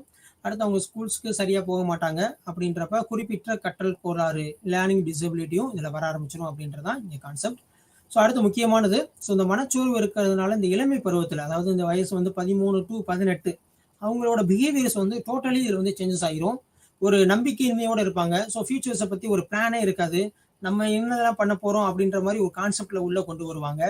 அடுத்து வந்து பார்த்துட்டோம் அப்படின்னா ஒரு மகிழ்ச்சியான ஒரு செயல்முறை இருக்குது. ஒரு ஸ்கூல்ஸில் வந்து ஒரு ஃபெஸ்டிவல் ஆர்கனைஸ் பண்ணுறாங்க, ஒரு ப்ரோக்ராம் ரன் பண்ணுறாங்க, அதில் வந்து எந்த ஒரு பார்ட்டிசிபேஷனுமே அவங்க பண்ண மாட்டாங்க.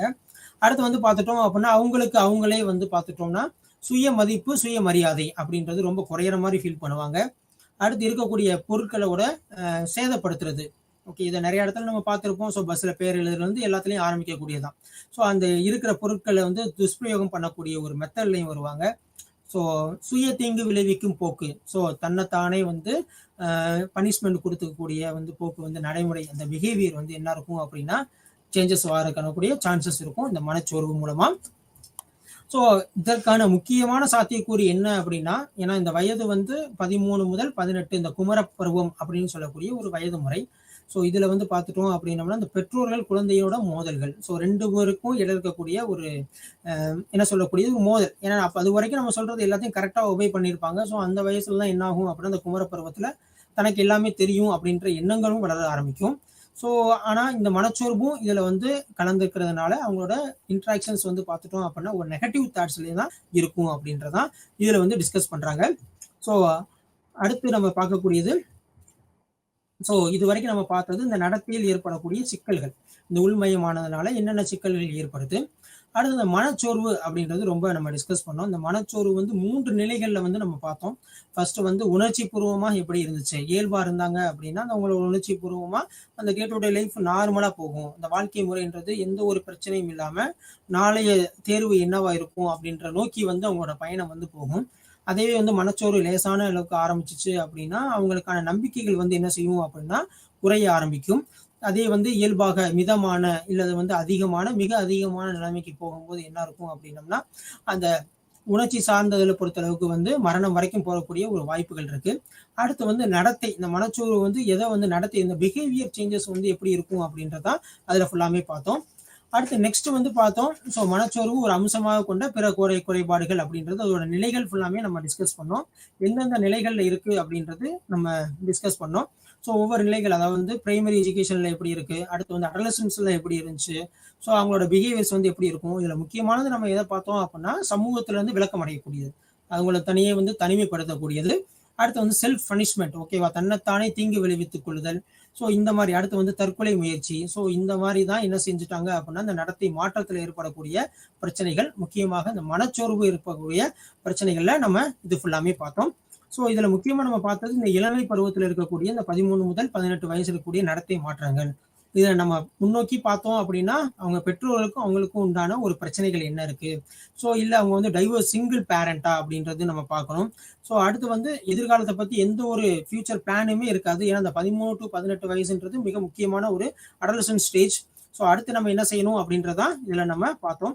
ஸோ இத்துடன் நம்ம இந்த தொகுதி 3 இருக்கக்கூடிய அலகு 4 மற்றும் 5 தொகுதியில் இருக்கக்கூடியதுல அலகு 4 முழுமையா முடிச்சிட்டோம். அலகு 5ல் இருக்கக்கூடிய மனச்சோர்வு அது வரைக்கும் நம்ம பார்த்துருக்கோம். ஸோ இது வரைக்கும் உங்களுக்கு நான் புரிஞ்சிருக்கும்னு நான் நம்புறேன். ஸோ இந்த கொஸ்டின்ஸ் எல்லாமே கொஞ்சம் நல்லா இதில் கேர் பண்ணி படிச்சிருங்க. பள்ளி உளவியல் தொகுதியிலும் 3வது நடத்தையில் ஏற்படும் சிக்கல்கள் இந்த 5வது யூனிட்ல நம்ம பார்த்துருக்கோம். அதுக்கப்புறம் வந்து மனச்சோர்வு அதில் நம்ம டிஸ்கஸ் பண்ணியிருக்கோம்.